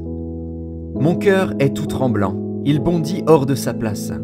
Écoutez, écoutez le frémissement de sa voix, le grondement qui sort de sa bouche. Il le fait rouler dans toute l'étendue des cieux, et son éclair brille jusqu'aux extrémités de la terre. Puis éclate un rugissement. Il tonne de sa voix majestueuse. Il ne retient plus l'éclair, dès que sa voix retentit. Dieu tonne avec sa voix d'une manière merveilleuse. Il fait de grandes choses que nous ne comprenons pas. Il dit à la neige, « Tombe sur la terre ». Il le dit à la pluie, même aux plus fortes pluies. Il met un sceau sur la main de tous les hommes, afin que tous se reconnaissent comme ses créatures. L'animal sauvage se retire dans une caverne et se couche dans sa tanière. L'ouragan vient du midi et le froid des vents du nord. Par son souffle, Dieu produit la glace. Il réduit l'espace où se répandaient les eaux. Il charge de vapeur les nuages, il les disperse étincelants. Leurs évolutions varient selon ses desseins, pour l'accomplissement de tout ce qu'il leur ordonne sur la face de la terre habitée. C'est comme une verge dont il frappe sa terre, ou comme un signe de son amour, qu'il les fait apparaître. Job, sois attentif à ces choses. Considère encore les merveilles de Dieu. Sais-tu comment Dieu les dirige et fait briller son nuage étincelant? Comprends-tu le balancement des nuées, les merveilles de celui dont la science est parfaite? Sais-tu pourquoi tes vêtements sont chauds quand la terre se repose par le vent du midi? Peux-tu comme lui étendre les cieux, aussi solides qu'un miroir de fonte? Fais-nous connaître ce que nous devons lui dire. Nous sommes trop ignorants pour nous adresser à lui. Lui annoncera-t-on que je parlerai? Mais quel est l'homme qui désire sa perte? On ne peut fixer le soleil qui resplendit dans les cieux lorsqu'un vent passe et en ramène la pureté. Le septentrion le rend éclatant comme l'or. Oh, que la majesté de Dieu est redoutable! Nous ne saurions parvenir jusqu'au Tout-Puissant, grand par la force, par la justice, par le droit souverain. Il ne répond pas. C'est pourquoi les hommes doivent le craindre. Il ne porte les regards sur aucun sage. Job, chapitre 38.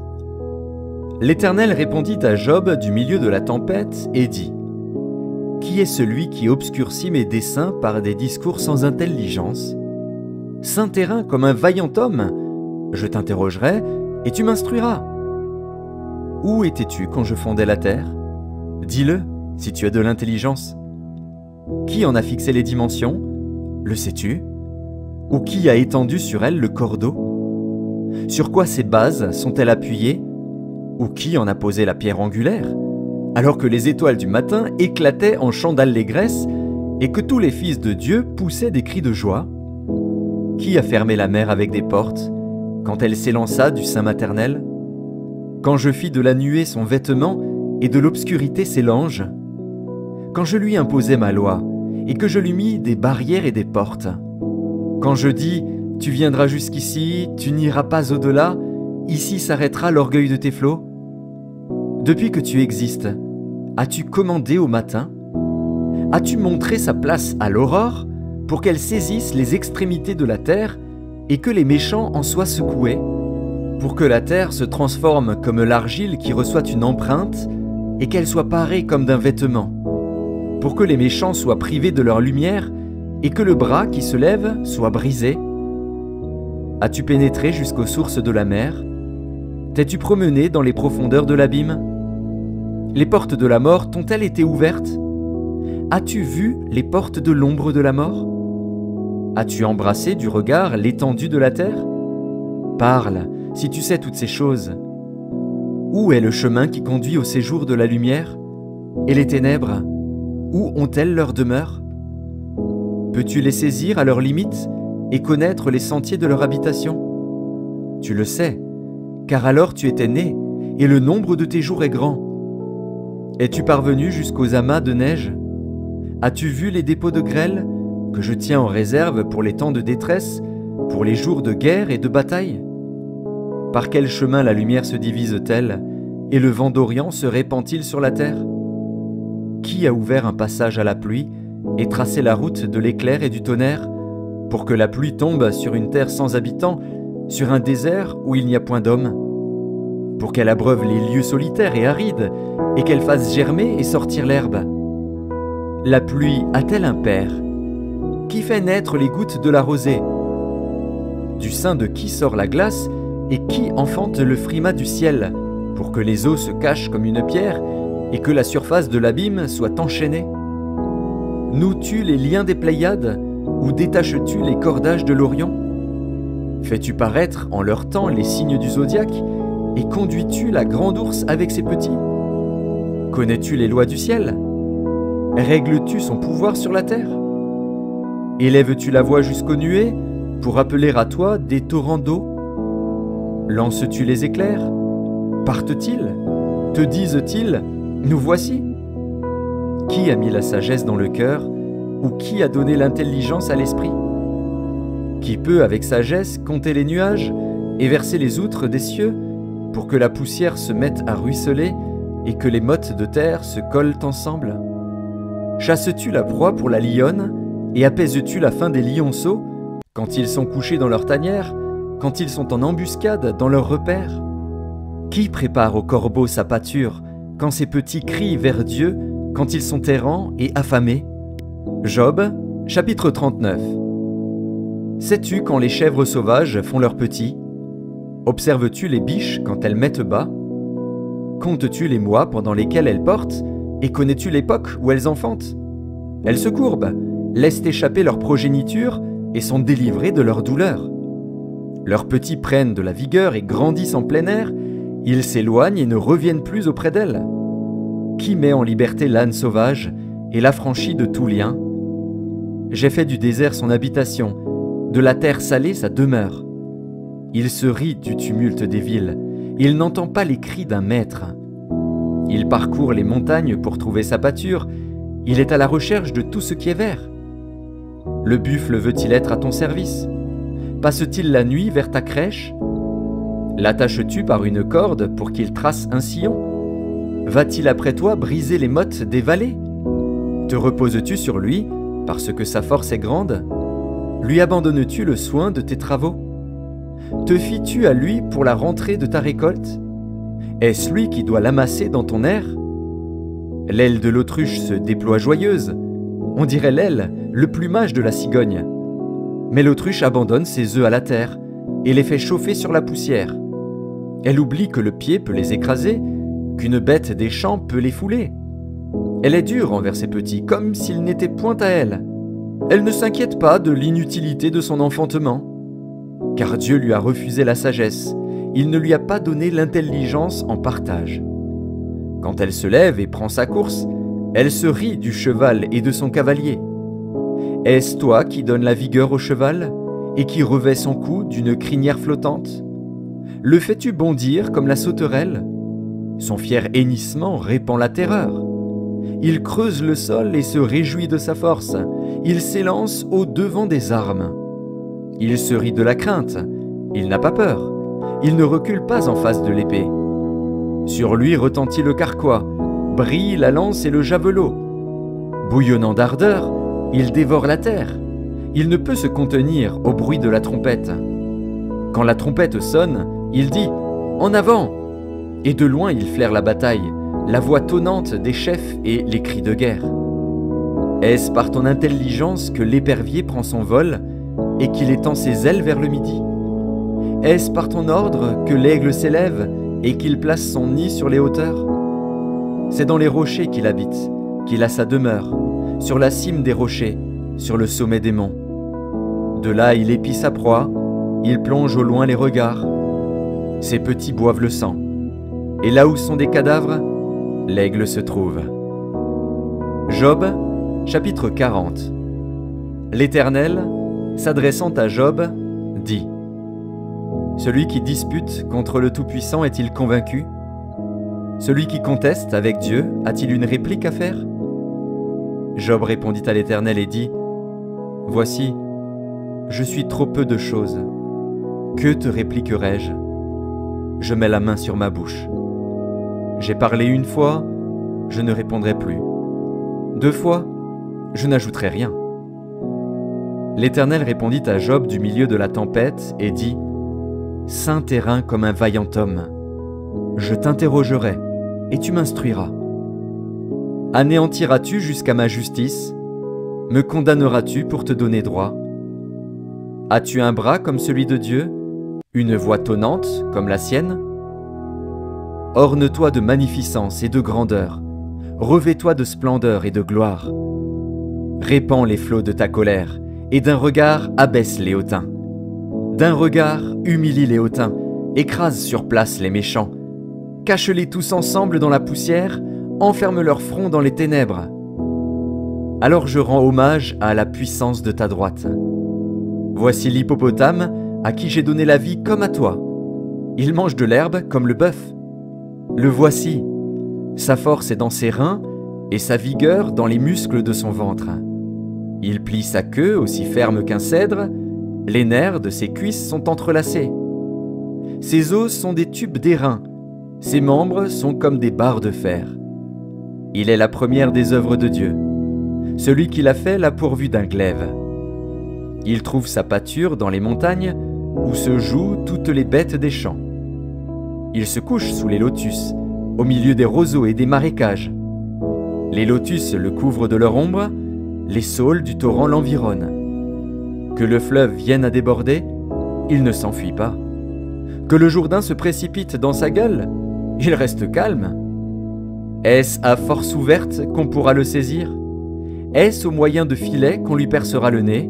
Job, chapitre 41. Prendras-tu le crocodile à l'hameçon? Saisiras-tu sa langue avec une corde? Mettras-tu un jonc dans ses narines?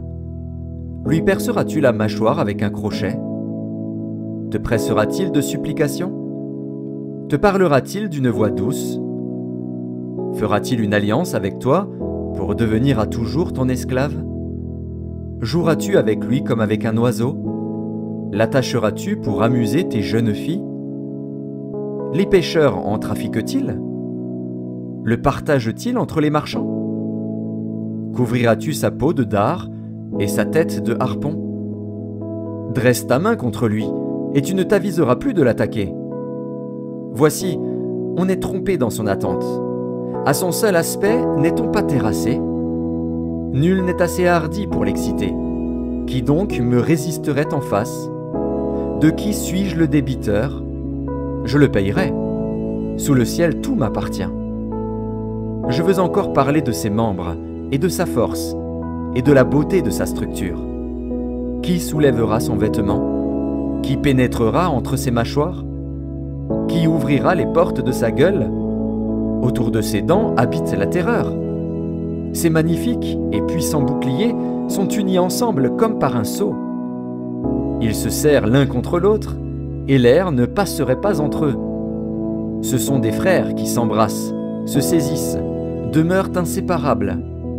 Ses éternuements font briller la lumière. Ses yeux sont comme les paupières de l'aurore. Des flammes jaillissent de sa bouche, des étincelles de feu s'en échappent. Une fumée sort de ses narines, comme d'un vase qui bout d'une chaudière ardente. Son souffle allume les charbons, sa gueule lance la flamme. La force a son cou pour demeure, et l'effroi bondit au-devant de lui. Ses parties charnues tiennent ensemble, fondues sur lui, inébranlables. Son cœur est dur comme la pierre, dur comme la meule inférieure.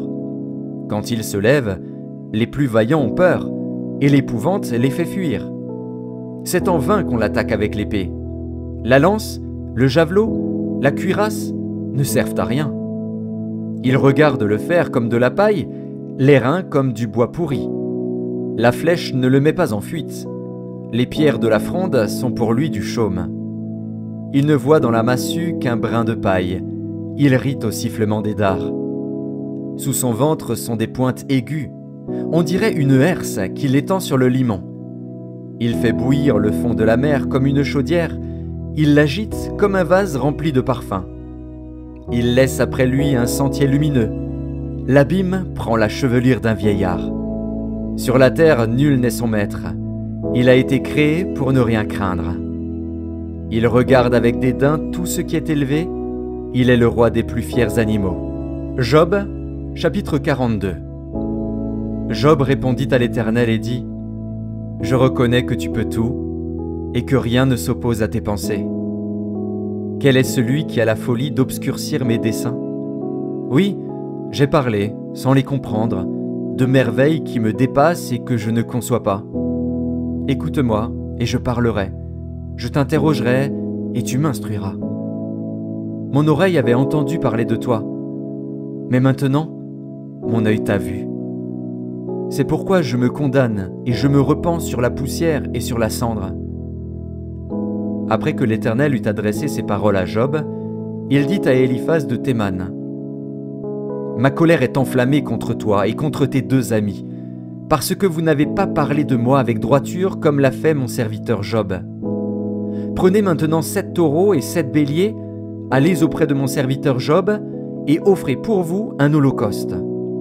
Job, mon serviteur, priera pour vous, et c'est par égard pour lui seul que je ne vous traiterai pas selon votre folie, car vous n'avez pas parlé de moi avec droiture, comme l'a fait mon serviteur Job. » Éliphaz de Théman, Bildad de Shuar et Tsophar de Nahama allèrent et firent comme l'Éternel leur avait dit.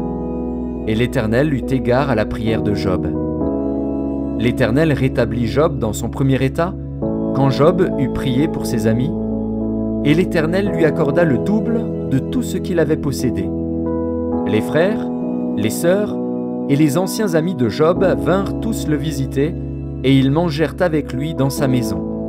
Ils le plaignirent et le consolèrent de tous les malheurs que l'Éternel avait fait venir sur lui, et chacun lui donna un késita et un anneau d'or. Pendant ces dernières années, Job reçut de l'Éternel plus de bénédictions qu'il n'en avait reçues dans les premières. Il posséda 14 000 brebis, 6 000 chameaux, 1000 paires de bœufs et 1000 ânesses. Il eut 7 fils et 3 filles. Il donna à la première le nom de Jémima, à la seconde celui de Ketsia, et à la troisième celui de Kéren Hapuk. Il n'y avait pas dans tout le pays d'aussi belles femmes que les filles de Job. Leur père leur accorda une part d'héritage parmi leurs frères. Job vécut après cela 140 ans, et il vit ses fils et les fils de ses fils jusqu'à la 4e génération. Et Job mourut, âgé et rassasié de jours.